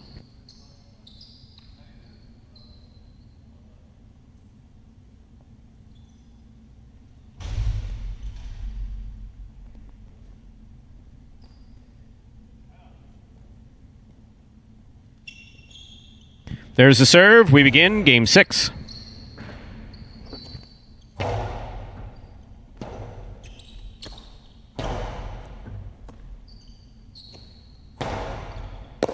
Catch made on the forehand of Ikeda.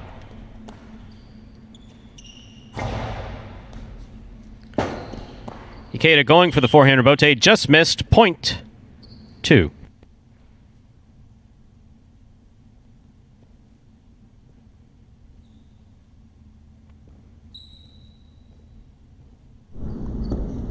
Here's the white shirt of post 3, Ben.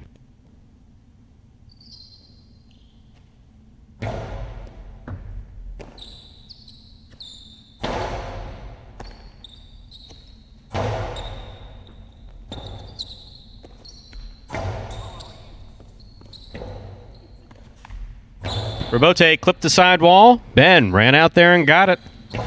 Carambola return. Excellent catch by Kubala. Kubala goes deep. Rebote forehand from Ben. Kubala with a hop. Makes the catch. Keeps the ball in play. Puts it back on the wall, which is probably most impressive about that throw.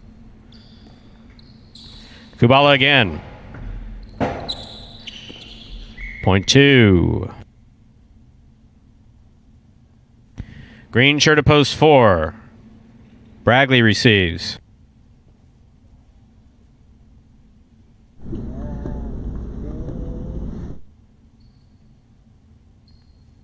Green shirt of post 4. Bragley receives.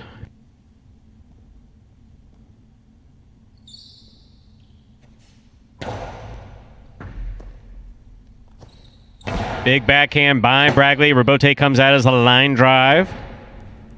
Bragley from the forehand.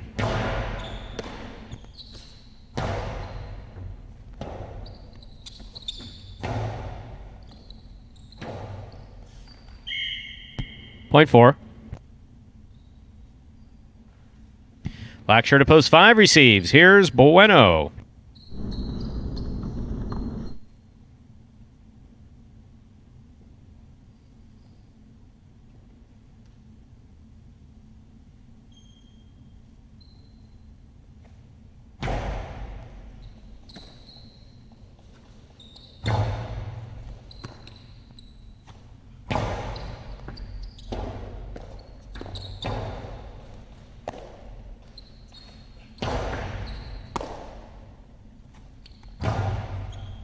Catch by Bragley. Here's the backhand. Low and hard. Great catch by Bueno. 1-0 back to the inside. Here's Bragley. Outside placement by Bragley will score. 0.4. Receiving, yellow shirt at post 6, Carballo.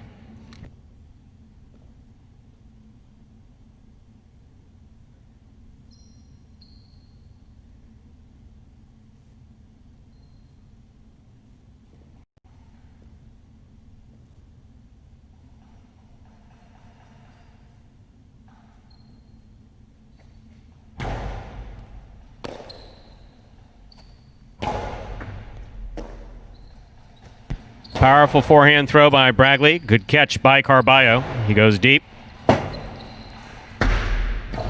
Nope. 0.6.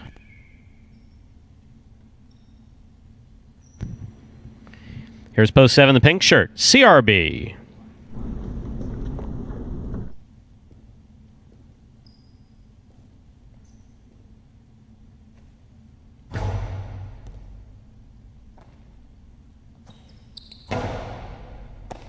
Good catch by Carballo at the 10 line. Nice backhand. Good catch by CRB.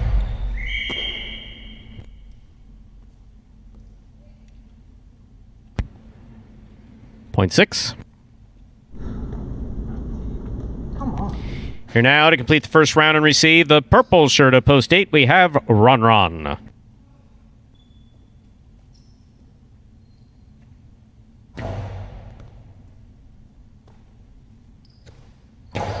Powerful backhand by Ron. Flirts with the overhead screen but doesn't hit it. Carballo ripped that rebote to score. 0.6. That completes the first round of play. All matchups are now worth 2 points. Here's post 1, Ikeda.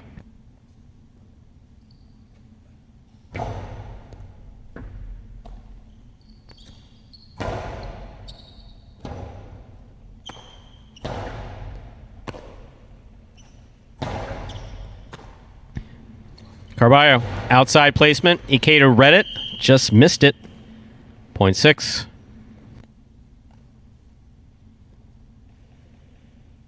Straight point, straight possible game point here for Carballo in post 6. Trying to stop him, Ben.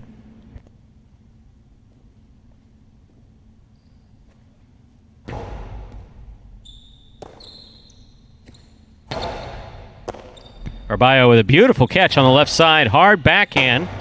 Everybody almost tripping over everybody. Ben going for a 2-all.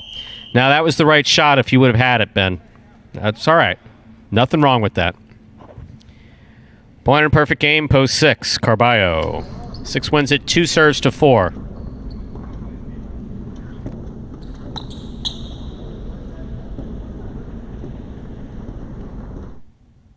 This is a playoff for second and third place.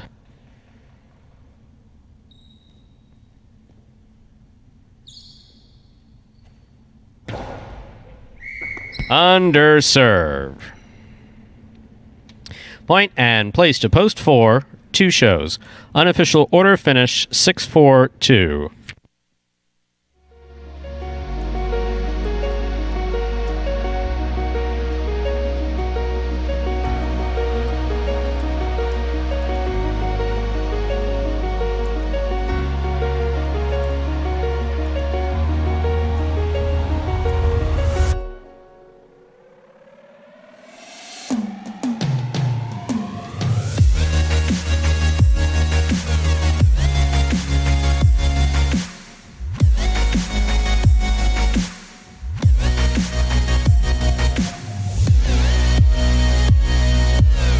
Coming in first, post 6, Carballo. Taking second, post 4, Bragley. Coming in third, post 2, Kubala.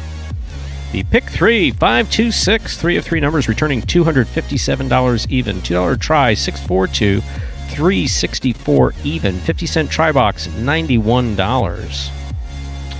The Quinella, 4-6-6-4. First and second in any order, $34.20.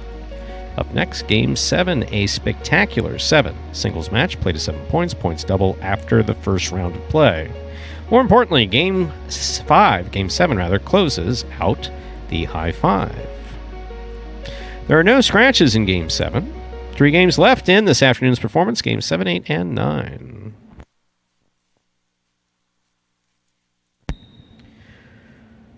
Post time for Game 7, 7 minutes away.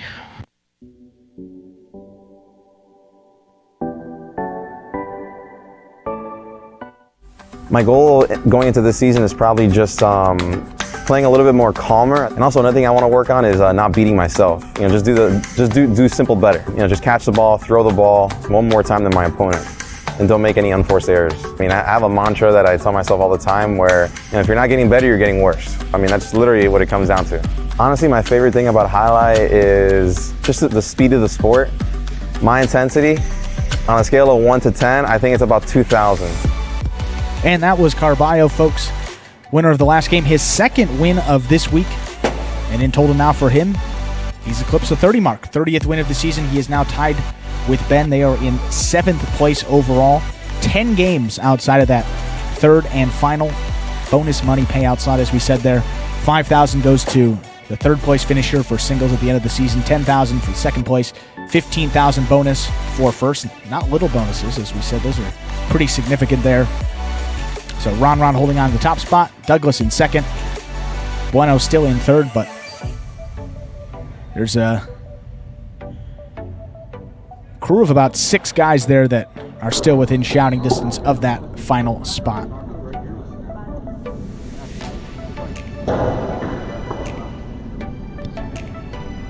We now have 5 minutes, just under 5 minutes till that 7th game. Those will pays for the high five are up on your screen right now.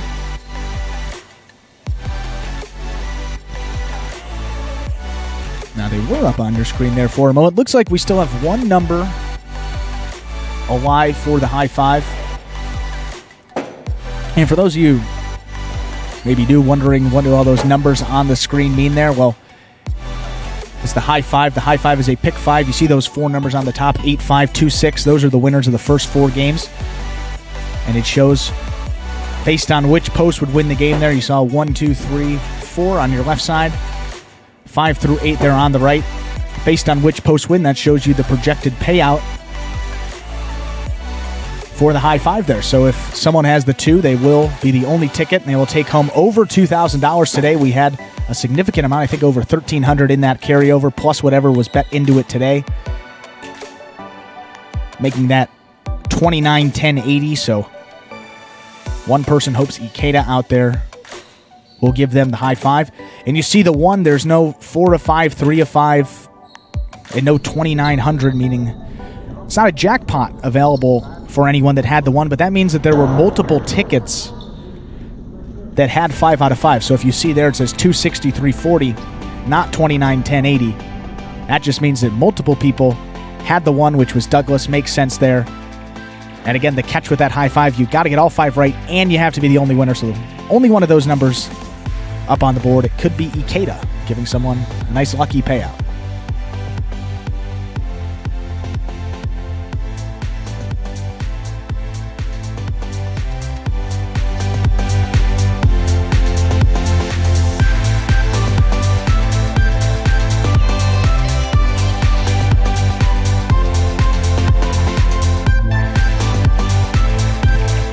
Let's do it in that matinee.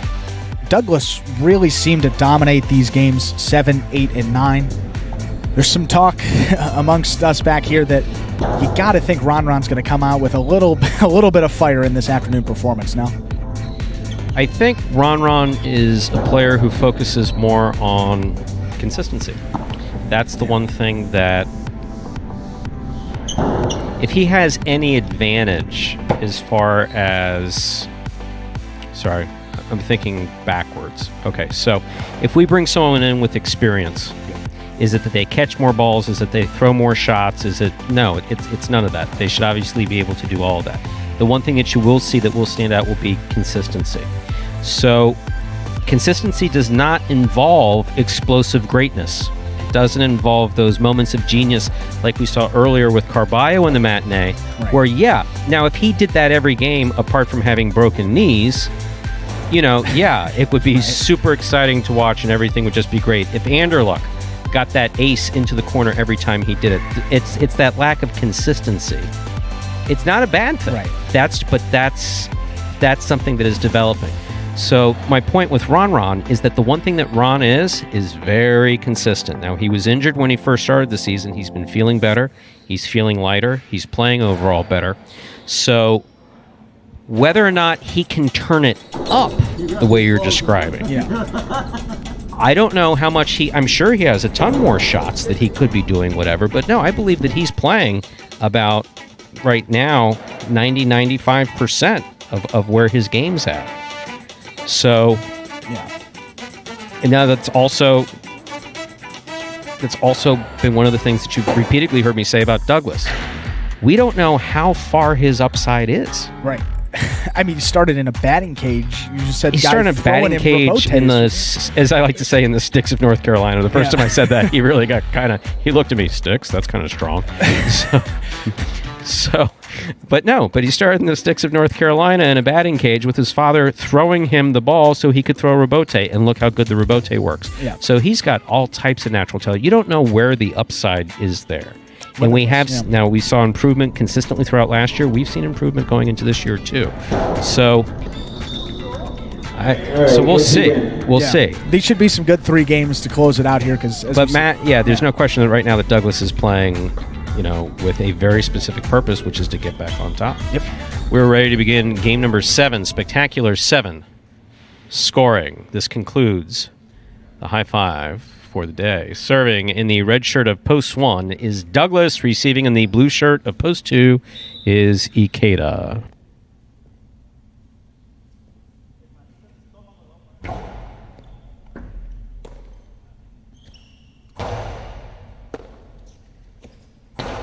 Powerful backhand by Douglas. Into the Chula, enough comes out.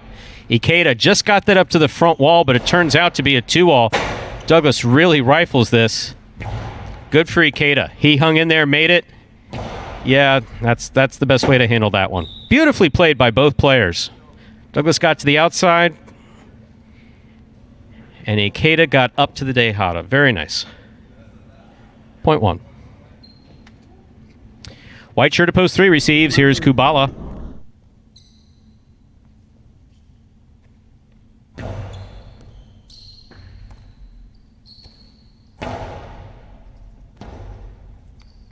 Strong forehand rebote by Douglas. Kubala sets for the rebote. Makes a save on the forehand rebote. Here's Douglas on the left side. Winds up to 2-all. That scores point 1.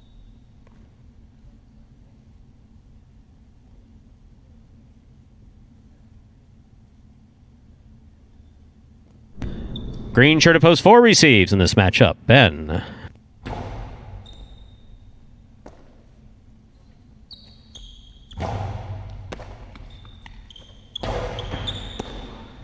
Hard throw scores point 1.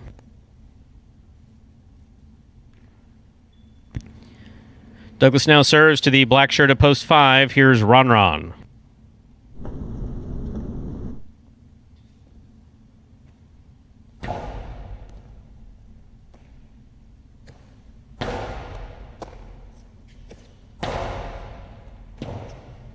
Rebote by Ron played nicely to the inside. 2-all. Hit the pad. Point 5.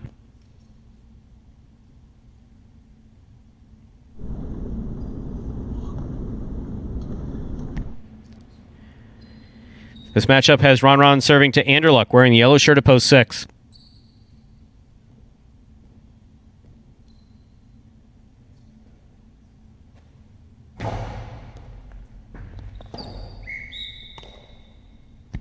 Point 5.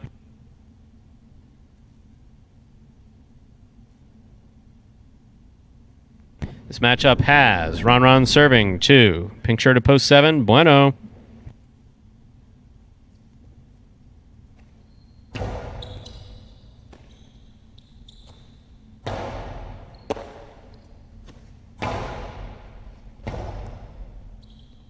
Bueno hangs in there, throws a cortado rebote. Ron just puts it back to the inside to score. Nice play by both players. Point 5.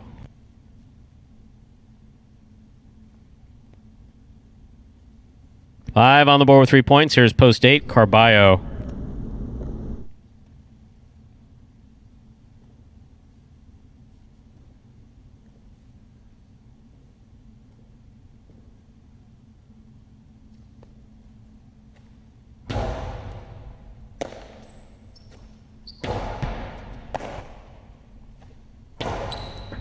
Carballo from the left side. He goes deep. Robote is coming out to the 5 line. Turn from the left side of Ron.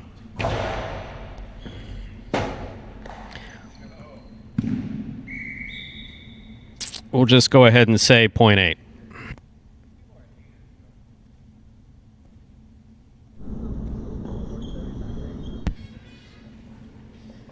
Okie dokie, that completes the first round of play. All points are now double. 8 serves to post 2, Ikeda.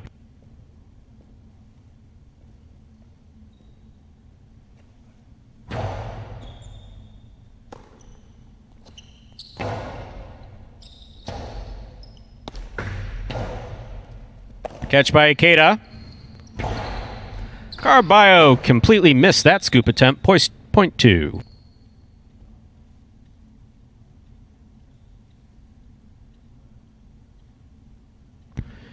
White shirt to post 3 receives. Here's Kubala.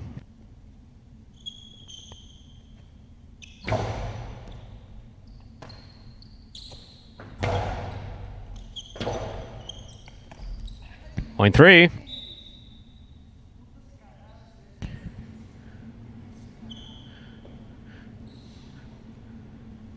Kubala now serves 2. The green shirt to post 4, Ben.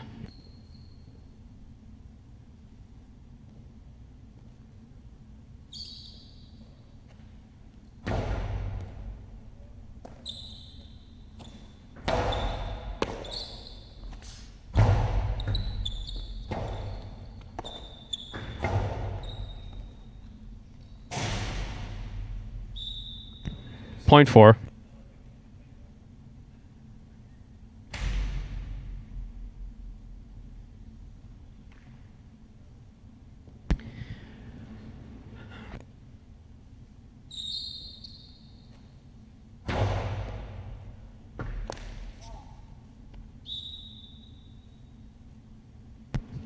Point 4.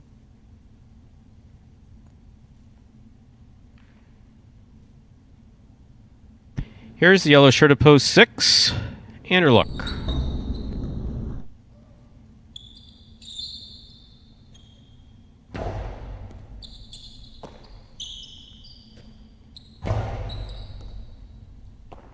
Picada scores from the forehand of Anderluck. Point 6.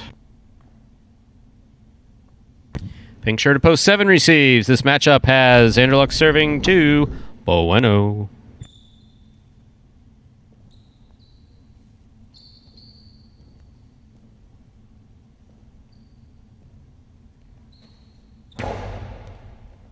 Excellent serve by Anderluck. Great catch by Bueno. Beautiful backhand by Bueno. Ruled to have touched the overhead screen. Point 6. Anderluck has 4 points. He will be serving to Ron wearing the black shirt of post 5.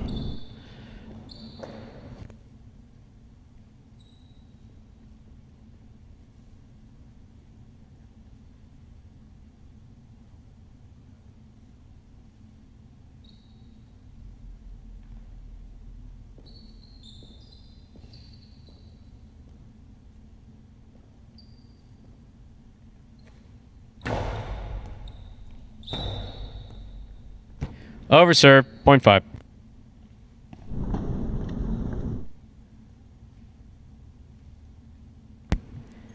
Possible game point. Black shirt at post 5. Ron trying to stop him. Carballo.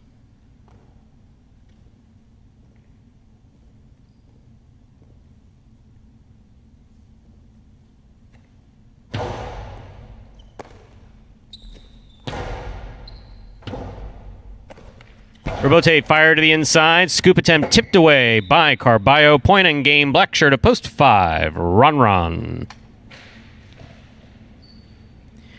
4 serve 6. This is a playoff for second and third place.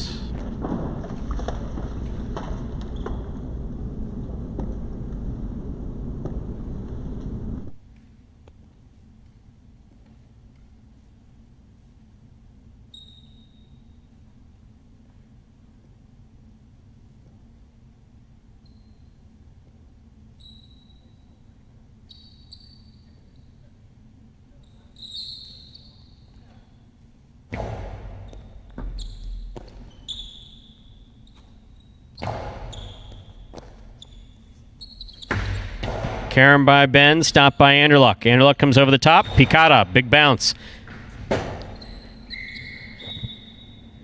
Point and place to post 6 for shows unofficial order finish 5-6-4.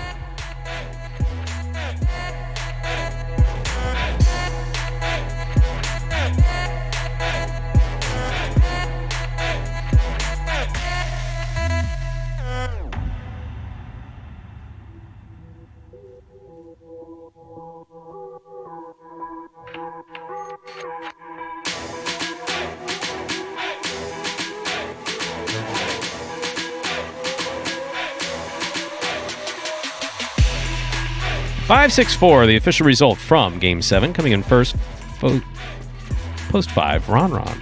Taking second, post 6, Anderluck. Coming in third, post 4, Ben. And consolations in the Quinella, 5 all 280, 6 all 480, 50-cent trifecta, 5-6-4, $1,109.60. No one had 5 or 6 to win. So you got to go all the way to the third place finish for that consolation. 4 to win, returning $6.40. 85265 is the high 5. 4 of 5 numbers returning 131.70. Carryover jackpot, 2,100 and change. Wow. See, was hit yesterday, funded today. It's going to be... Not looking so silly now, is it? I'm obviously not saying that to you. That's for the naysayers that were out there. Oh, it's a stupid bet. Okay, well. 21, 20, 40. Got 2 games left. Up next, Game 8. Spectacular 7 singles match. Play to 7 points. Points double after the first round of play. Concludes the mighty Ocho for Friday. There are no scratches in Game 8. And post time is just 7 minutes away.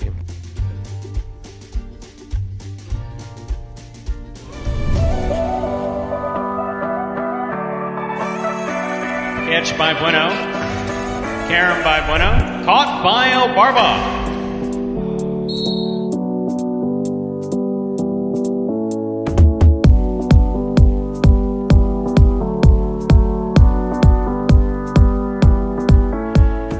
Rebote left side. Lamonte makes the catch. Returns a Carom that's gonna score.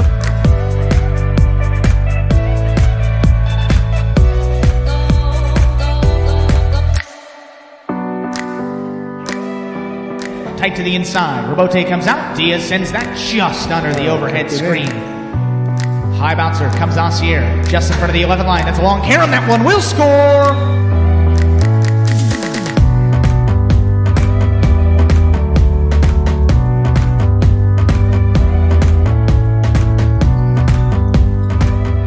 Reversed by Bueno. Kubala from the 7 line throws a 2-all that is stopped on the forehand of Bueno. Bueno's Carom. That's going to score.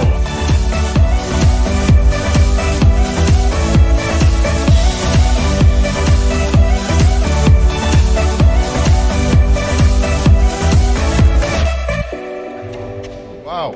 Carballo takes it in the air, throws a Carom back to the outside, and that scores. What a shot.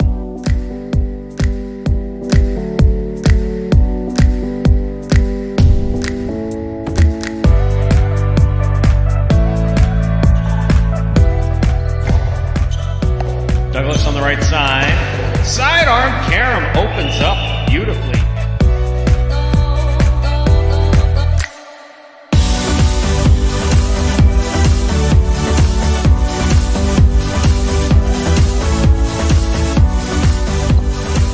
Outside placement of the forehand Rebote. Bueno's on it. rifling a carom to score. One of the best points of this season.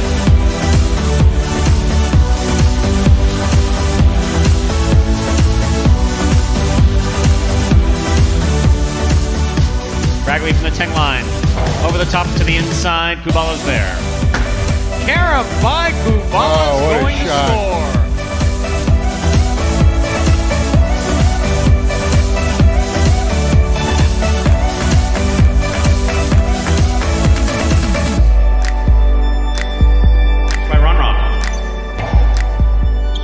Catch on the forehand of Vanderluck. What a carom. That wow. Wow.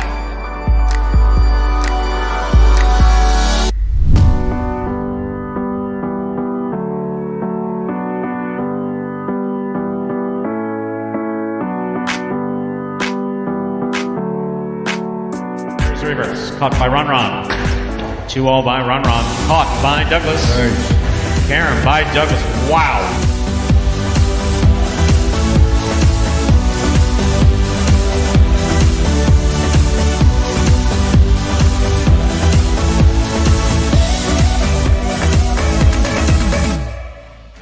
And that was a collection of the top 10 caroms from 2019 here at Magic City. That carom, again, a kill shot from the right side. Thrown into that side wall, that big little green monster we have there. Hits off that side wall, takes a bounce. That main front wall there. Hits to the side and then typically shoots off into that side netting. A carom, one of the...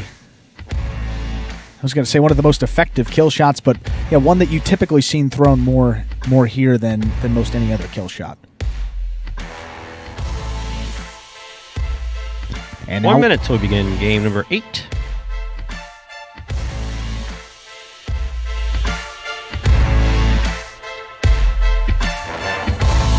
So there was actually a question up there, Stu, about any of the players bringing their kids out here to play.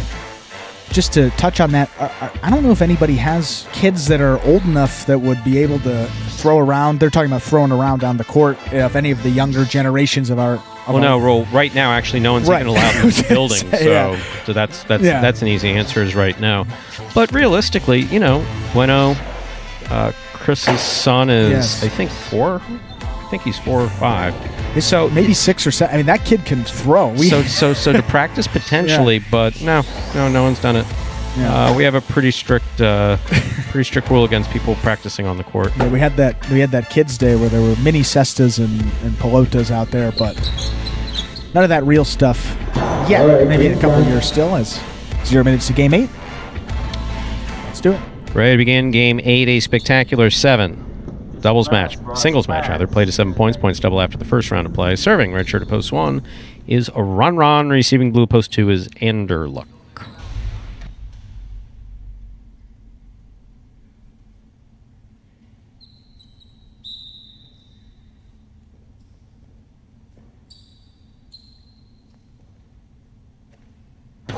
There's the serve. We begin game 8.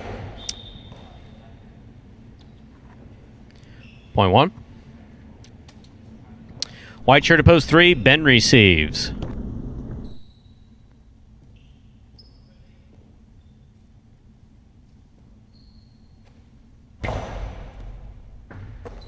Excellent serve by Ron. Nice backhand by Ben after a good catch. Bote to the inside. Scoop by Ben. Ben goes deep. Robote fired to the inside by Ron. Another great pickup by Ben on the left side. Forehand Robote scores. Point 1.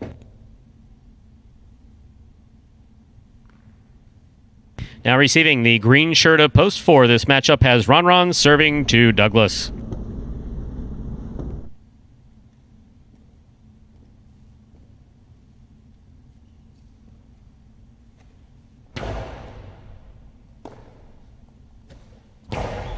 Powerful forehand throw by Douglas.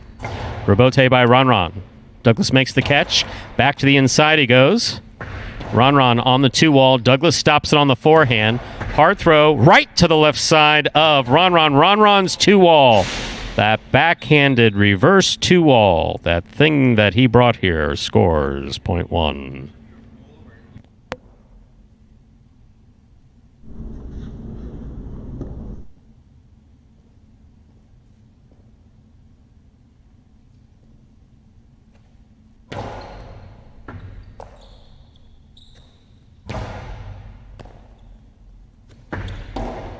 There's another one. That one scored 2. Point 1. One on the board with 4 points. Here's post 6, Bragley.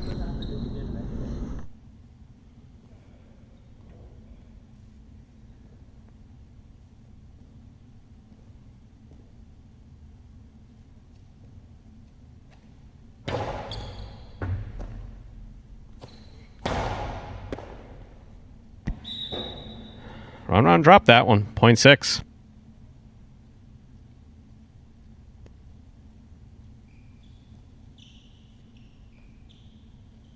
Pink shirt to post 7. Carballo receives.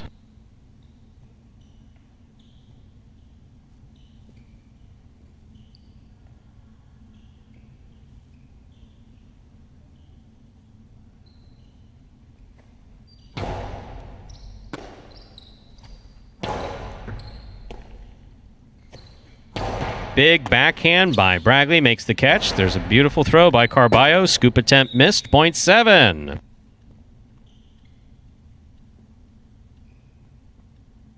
Here now to complete the first round and receive purple shirt of post 8, Kubala.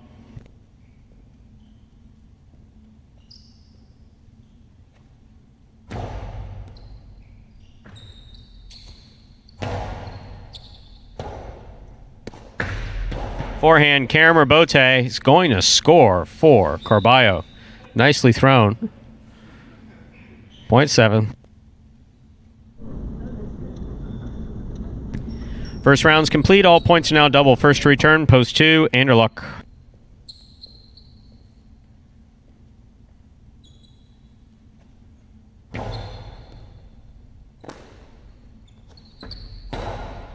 Carballo from the forehand. Hard to the inside. Great catch by Anderluck. Nice backhand. Anderluck makes another good catch. Juggling. Ball was juggled. In case you couldn't tell what happened, point 7.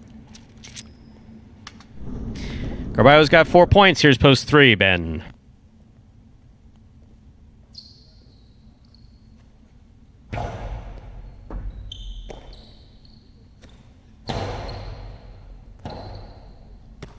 Carballo with the forehand rebote.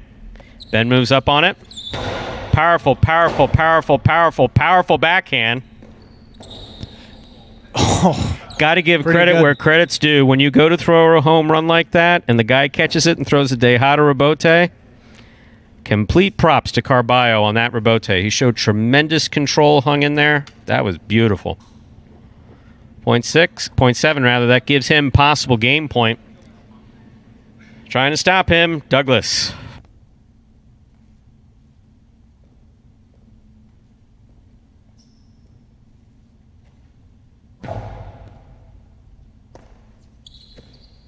Powerful backhand by Douglas. Rebote comes to the forehand of Carballo. Catch by Douglas. Karam by Douglas is going to score. Point 4. Play continues.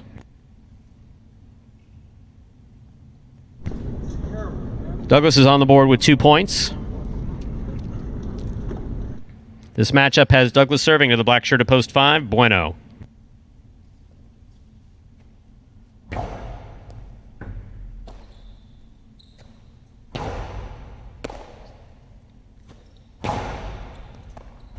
Ball tipped by Bueno at the 10 line, point 4. 4 on the board with 4 points. Returning with 4 points, Ron.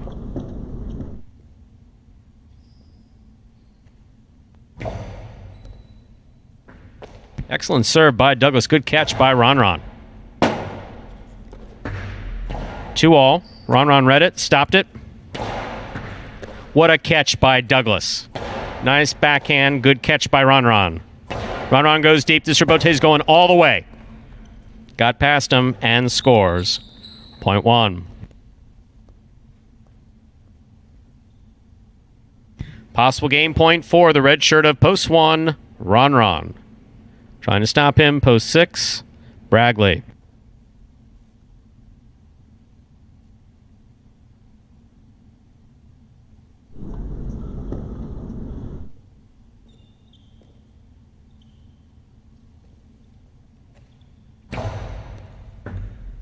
Catch by Bragley.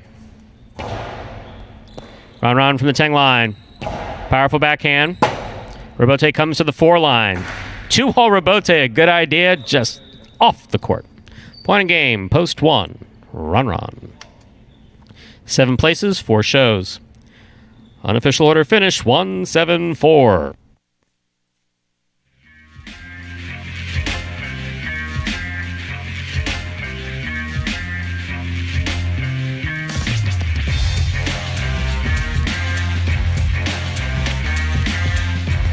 It's official. Coming in first, post 1, Ron. Taking second, post 7, Carballo. Coming in third, post 4, Douglas.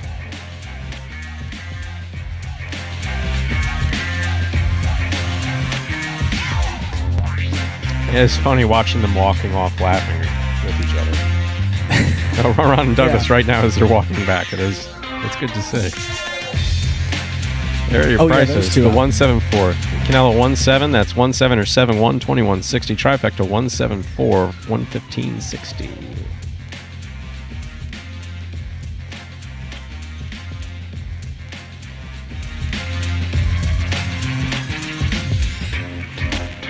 Up next, ladies and gentlemen, is the 9th and final game of the afternoon. A spectacular 9 superfecta match.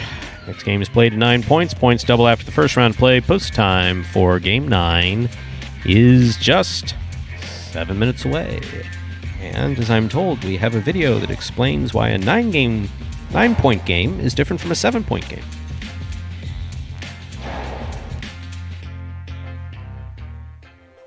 Spectacular 9 singles games are played with 8 players. Each player wears a different color jersey numbered 1 through 8 on the front. These numbers are traditionally referred to as post numbers. Post numbers are used to signify the order in which the athletes will play in a game. These numbers are also used for betting purposes. Don't be confused by the numbers on the back of our jerseys. Those are just for fun. Each game begins when the player in the post 1 red jersey serves to the player in the post 2 blue jersey. The served ball must land between the 4 and 7 lines marked on the court's side wall. If the ball lands between those lines, the serve is good and play continues until one of those 2 players wins that matchup. The player who loses the matchup exits the court and waits for his next turn at the end of the rotation. It's important to note that every game has 2 rounds. The first 7 matchups in a game make up round 1. Each matchup in round 1 is worth 1 point. Round 2 refers to all matchups that take place after the 7th and final matchup of round 1. The number of matchups in round 2 varies from game to game.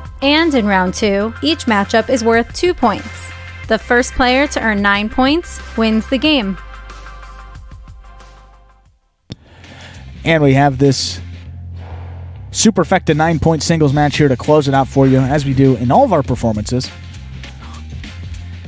Don't worry, folks. Hopefully, weather permitting. Haven't seen that 5 o'clock forecast on this storm coming in, but hopefully we'll be back here tomorrow with 2 scheduled performances. We have a 4 p.m. performance. Schedule's a little different tomorrow. We start at 4 p.m. That's our first performance. 9 games for you, and then we come back with 9 more at 8 p.m. Evening highlight. On those Saturday nights will be a thing through the rest of the season here at Magic City. It's one thing you get used to living in South Florida. 2, 5, and 11. Those are the hurricane updates. 2, 5. No, it's got nothing to do with highlight. I was like 2, 5, 11. Once it gets a little warm outside, you have that last day that's in its 60s. All of a sudden, you just find yourself going, hey, you look at your watch to see if there's something blowing out there in the Caribbean Sea headed this way. And that's it's funny. Hurricanes are a funny thing, and obviously our thoughts are with whoever's in the immediate path of this thing. And it doesn't look like it's going to be bad for South Florida. I don't know about Palm Beach County. Looks like it may get a little... Yeah, a little further north, actually. May get a little something there, but I very distinctly remember 1979. I know that was 1,000 years before you were born, but I remember 79 waiting for Hurricane David, and there wasn't much to it. I was only 10 years old, and there wasn't much. I think we had like a couple branches go down in Miami. It was like, oh, wow, hurricanes aren't so bad. And then in 1992... Yes, in 1992, I was working at a psychiatric hospital called the Grant Center, which is just a little bit north of Miami Metro Zoo. Yeah. In August of 92, when Hurricane Andrew rolled through. The name. That changed everything. Yes. Hurricane Andrew set the standard for me personally. Yeah. That set this, and especially being right there. I mean, that just changed everything. That literally changed everything. That $3 million worth of damage to the facility we're at. We couldn't leave for 2 days. No water, no electricity. Couldn't leave the building for 2 days. And we had 22 adolescent psychiatric patients at the time. Yeah. With no magnetized doors to keep them in. Fortunately, we kind of opened the doors and did with the kids like I do with the players. Sometimes I just make ultimate statements of reality, like, you want to run? Where are you going to go? Yeah. Nowhere to All go the trees are gone and the hurry. roads are blocked. Where are you going to go? No, that was absolutely something else, Hurricane Andrew was. But we've been pretty fortunate since then. Wilma took the roof off of Miami Highline in 2005. And Dan Licciardi, my friend and someone who I admire tremendously, a former teacher of yours, former director of this program. As soon as the winds got down to 40 miles an hour, where was Dan? He left his home, went to Miami Highlight, and was replacing the roof over the court to try to dry it in with about a 40-mile-an-hour gust on top of it. Unbelievable. Hurricanes in Highlight at 1926. How'd you wind up with Miami Highlight where it currently stands? The 1926 hurricane wiped out the first Highlight fronton. Look at this. I mean, this history that you got in the back. Of hurricanes in Highlight wiped out the Hialeah Highlight fronton. We could do a whole PowerPoint prepresentation. Hurricanes and Highlight. Hurricanes and Highlight. Yeah. Wait a second. Now, Scott's listening, which is stupid. Scott's always listening, of course. Hurricanes and Highlight. That's right. We have Miami Hurricane players on this Highlight team. How about that? See? Full circle here. Absolutely. Hurricane Andrew, the Took us 1 minute to go. Yes, that is how things really work in my mind, which is why you don't want me in one of those interviews. 1 minute to go till we begin game number 9. Game 9 is now just 1 minute away. It's called Thinking Without Punctuation. Both of us have a good ability to do that. Or tangential speech.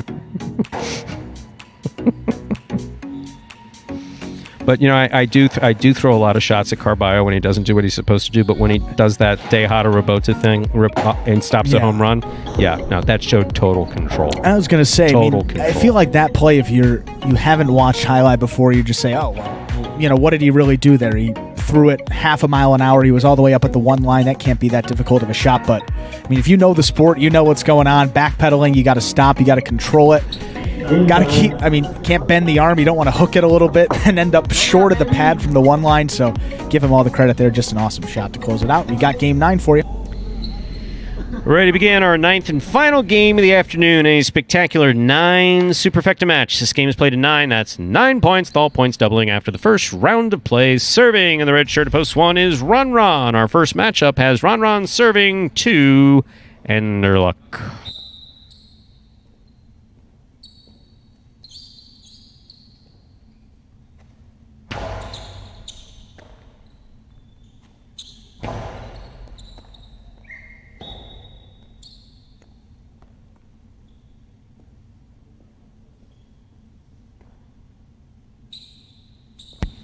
Point 2. White shirt at post 3. Ben receives.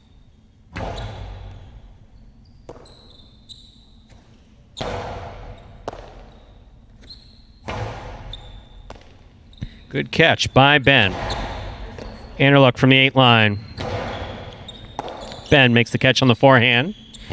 Ben looking to get some bounce on the inside. One-handed scoop attempt. Missed point 3.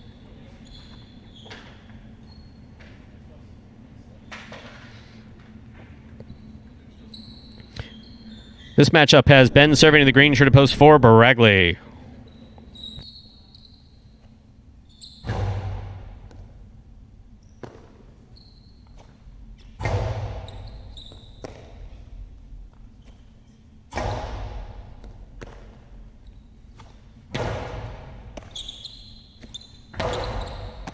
Good catch by Baregley.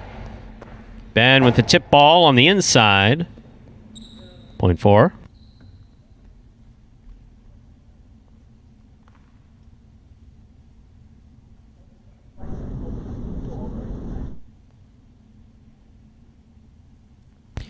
Now receiving the black shirt of post 5, here's Bueno.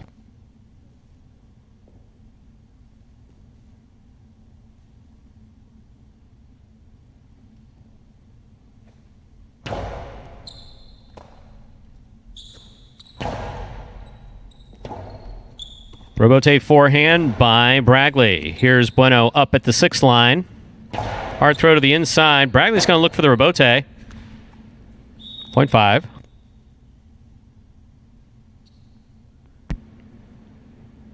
Our next matchup has Bueno serving to the yellow shirt at post 6, Douglas.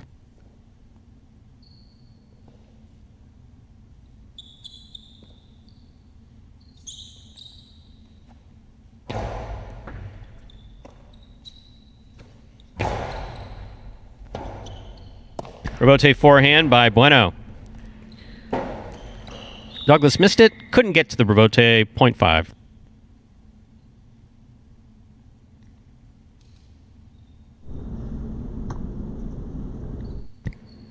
Receiving post 7. Kubala.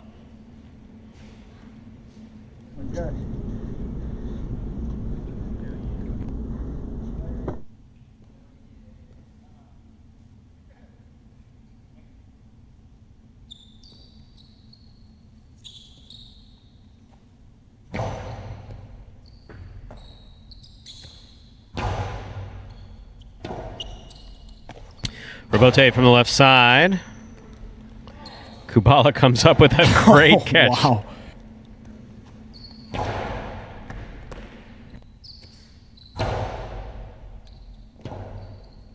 Robote forehand by Bueno. Kubala with a hop makes the catch. Back to the inside he goes. Bueno's there. Bueno to the inside. Catch by Kubala. What a great pick on the left side of Bueno. Bueno reaching up, not letting that one go to the Robote. Returns it high. Kubala from the 9 line. Kubala goes deep. Robote coming out.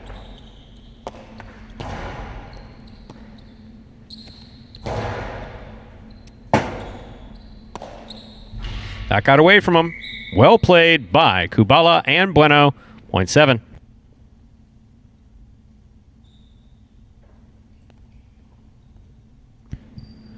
On the court, ready to receive, purple shirt of post 8, Carballo.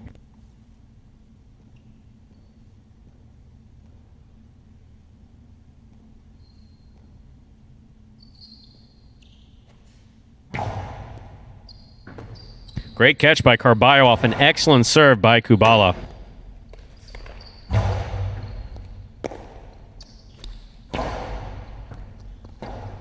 Robote left side by Kubala. Carballo moving up on the ball aggressively. Tejada, but Kubala read it beautifully. Throws it outside placement to score. Such a well-played point by both Carballo and Kubala.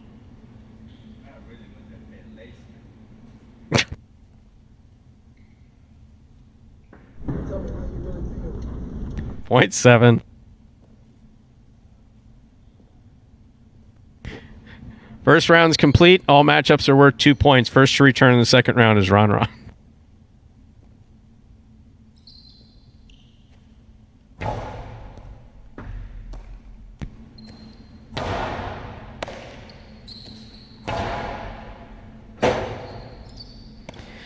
Beautiful forehand Robote thrown by Ron Ron. That's just picture perfect to pass.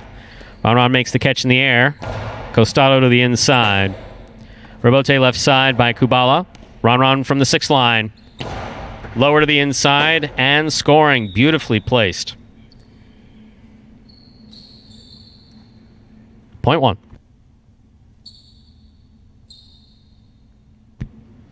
Ron Ron has 2 points. He serves the returning 2 post in the blue shirt. This matchup has Ron Ron serving to Anderluck.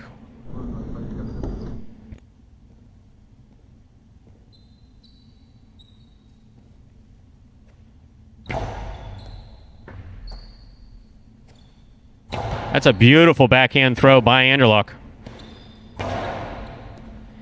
Scoop attempt missed on the forehand of Anderluck. 0.1. Ron Ron has 4 points. He serves to the white shirt at post 3. Receiving is Ben.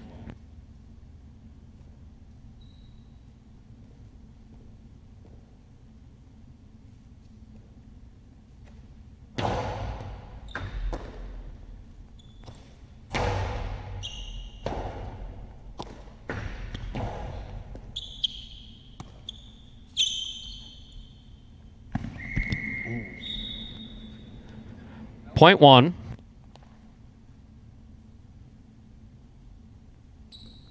Possible game point for the red shirt of post one, Ron. Actually, no, this is a 9-point game, right? See? I fooled myself. One has 6 points. Here's Bragley.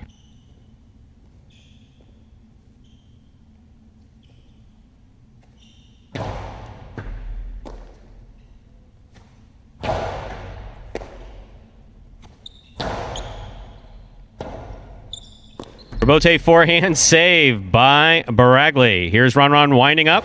Back to the inside. Great catch by Bragley. Bragley lifts the ball into the backcourt. Bragley overran it, still somehow caught it. That's one of the things that he does that just makes it look exciting. Then Ron throws a Dejada on Bragley. The last guy on the roster you should do that to, but what a play. Just what a terrific play that was. Here's Ron from the 8 line. There's a Dejada again. Bragley says, "What are you kidding? I used to run for a living." Ron, no, not against him. No, pick someone else. Pick Douglas. Throw it on Douglas. Don't throw it on him. God, come back here and sit down.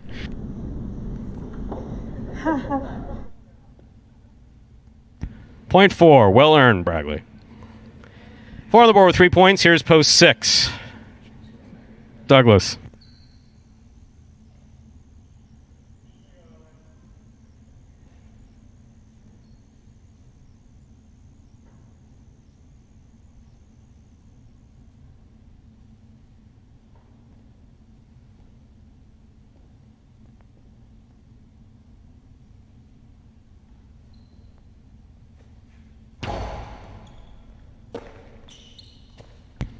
Douglas with the big right side.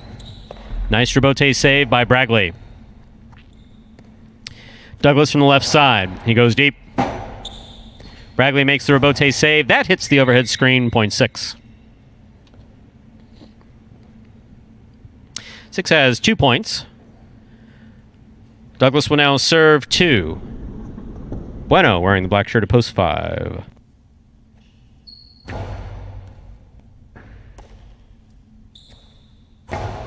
That got away from him, hit the overhead screen, point 6.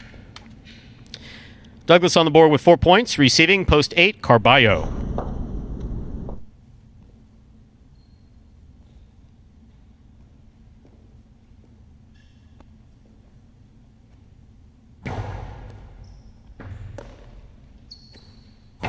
Beautiful backhand throw by Carballo. Strong forehand Robote played to pass by Douglas. Robote save. Douglas gets in there. That's a tough catch coming up off the floor. Point 8.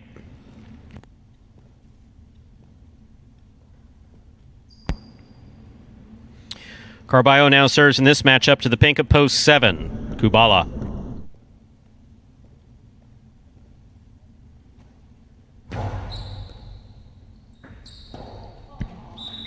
Point 8. 8 with 4 points. Carballo now serves the returning blue of post 2, Anderluck.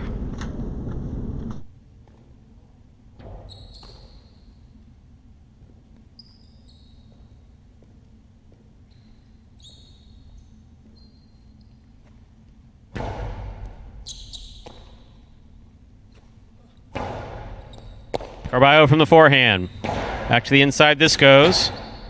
Robote left side by Anderluck. Nicely played. Here's Carballo from the 10 line. Scoop missed. Robote blind with the distance. That made it.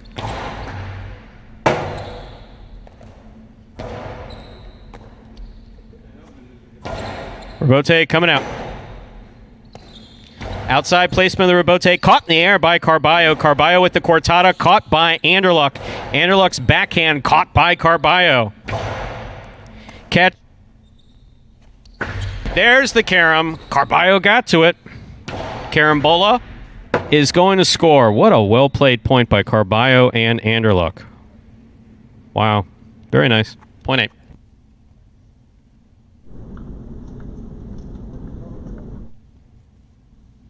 Carballo has 6 points. Returning to the court is Ben, post 3, white shirt.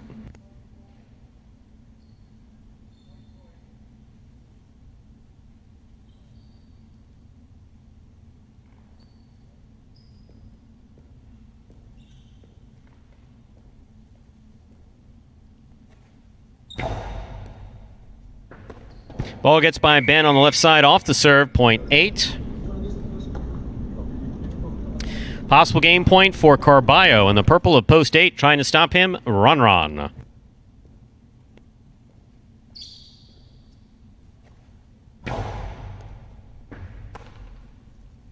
Strong backhand by Ron.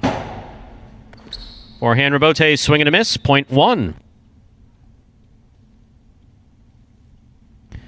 Possible game point now for Ron in the red of post 1, trying to stop him, post 4, Bragley.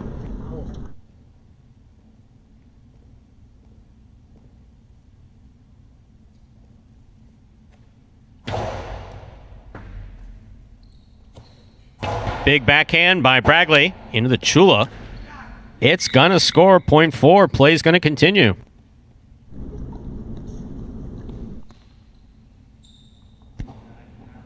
Bragley's on the board with 5 points, serving to post 5. Here's Bueno.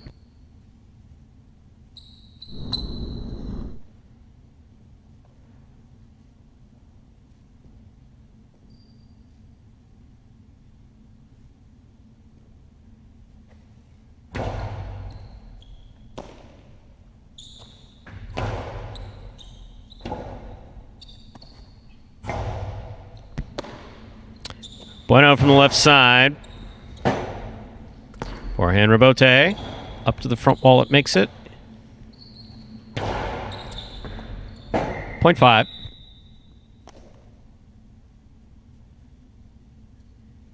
Five has 4 points. 6 has 4 points. Bueno serves to Douglas.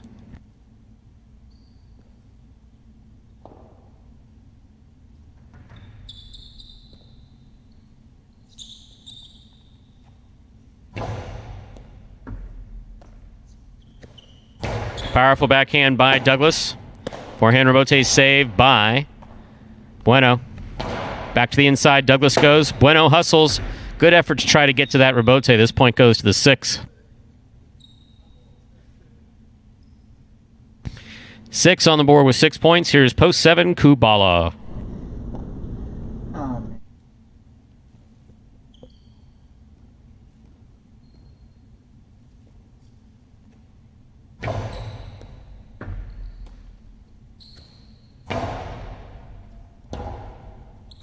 Rebote thrown to the outside by Douglas. Kubala's on it. Great catch by Douglas. There's the backhand. Caught in the air by Kubala. Wow. Thread the needle, huh? Yeah, no, it didn't touch the pad. Wow. Kyle, very nice. Nice change up there by Kubala. Point goes to the 7. Here's post 2, Anderluck.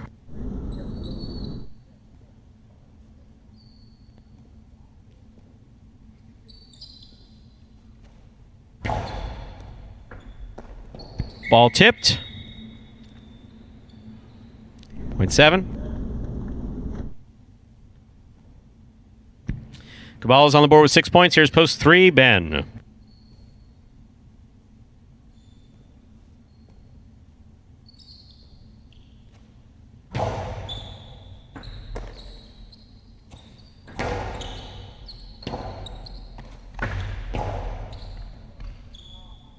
In. Scores. Point 7. Ladies and gentlemen, this game cannot be played beyond 9 points. Kubala serves to Carballo, the two most difficult names to say together on the court for the game.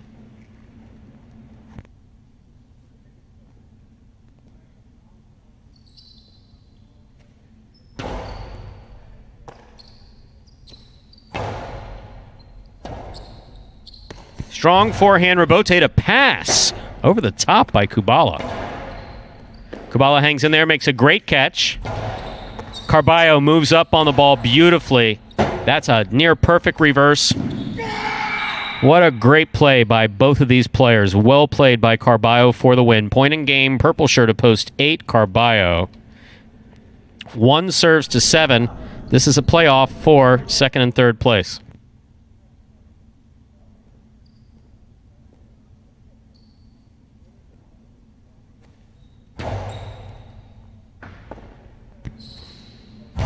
Kubala, big reverse. Forehand rebote. Kubala makes the catch.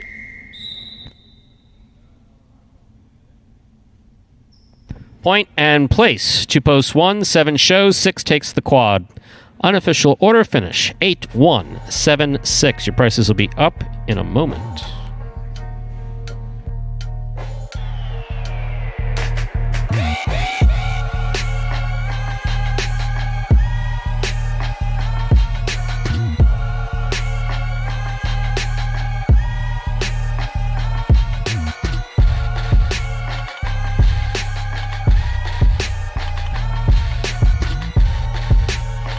It's official. Coming in first, post 8, Carballo. Taking second, post 1, Ron. Coming in third, post 7, Kubala taking the quad, post 6, Douglas.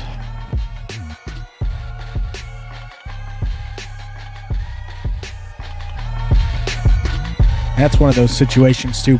Really tough. I mean, if you're Kubala, you just played so well that whole game. 9-point game, you get 8 points, and then end up, with game point and end up showing out of that. And he hadn't had any finish in the top 2 this whole week. That would have been big for his confidence, and just shows you. I mean, you could be playing so well, and even... Oh, sorry, outside of that... Sorry, he has 1 win. I missed that, but outside of that 1 win, just 4 shows. So he's definitely been struggling. Would have been good to get another one of those top 2 finishes, and it's tough sport, man. I mean, you go out there, you got a game point, and then you got to recover and play for place point. Frustrating. Very frustrating. Real quick, the prices here. Got the Quinella 1-8, that's 1-8 or 8-1, $15.80. Trifecta 8-1-7, $195. The Superfecta 8-1, 7-6, $37.23, the 10-cent price. Now, extremely frustrating. That is one thing that, it's funny, I was just talking to JR about, to Ara about this ahead of time, was that Magic City has given fans and former players as well unusual access to the entire program, the training and everything else. Yeah. And also a little bit about what goes on behind the scenes as well. Players are entitled to, as much privacy as they can handle. But there was one thing that used to exist at Miami Highline, and Miami Highline known for having the best rosters. Just, that could be argued with some of the Connecticut folks that chime in, but consistently, just if you look at one facility from 1926 on that hosted the best talent, it was consistently Miami Highline. But the pressure in that locker room was something else. And when I knew this program was going to be successful from a highlight standpoint, from being able to play like the games we've just watched, it was probably about 2 months ago before folks got sick. Yeah. And there was this level of frustration back here, but the frustration existed when everybody had played great. Yeah. And there were looks on faces, you would have thought that someone died. And it's, on the one hand, from a management standpoint, you look at that and you go, oh my, these folks aren't happy. They've all worked their asses off. They were all either, we had like 4 possible game points or something like that, and they had played really, really well. And then the idea is you have to take this frustration and mentally process it, leave, come back and play another game.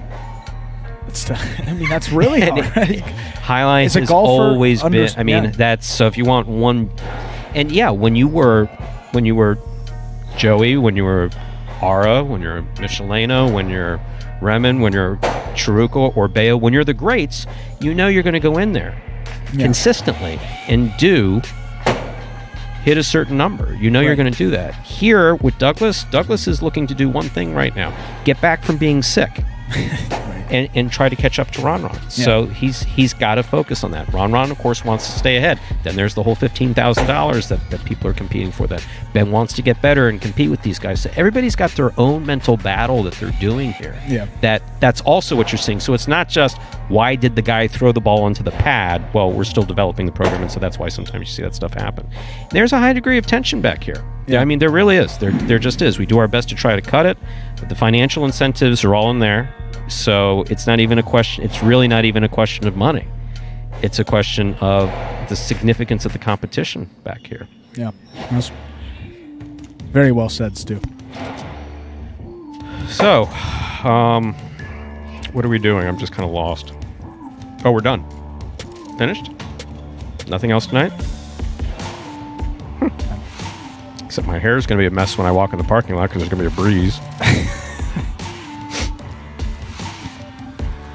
23. You feel older? 20. Thank you, JR. I don't know. I got to say, I woke up and 22 didn't feel right, but 23, I felt like today was more my birthday. But they were asking me, what am I going to do here? What is there to do? And today I'm just going to go home, relax, and then prepare for 2 more sessions of highlight, hopefully tomorrow, and do some praying. Get that storm away from the coast here. Need some wide right, so watch some FSU videos for some inspiration on that one.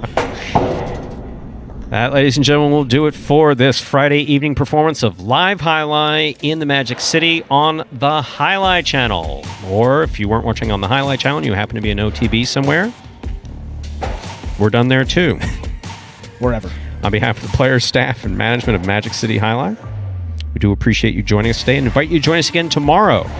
Post time for 9 games will be at 4 p.m., followed by Saturday Night Jai-Alai, as breezy as it may be outside, here at Magic City Jai-Alai, unless, of course, anything happens weird with the storm, but, we'll kind of let you know how that goes. So, that's all we got. That's all we got. We'll see you all back here tomorrow. Tomorrow, 4 p.m.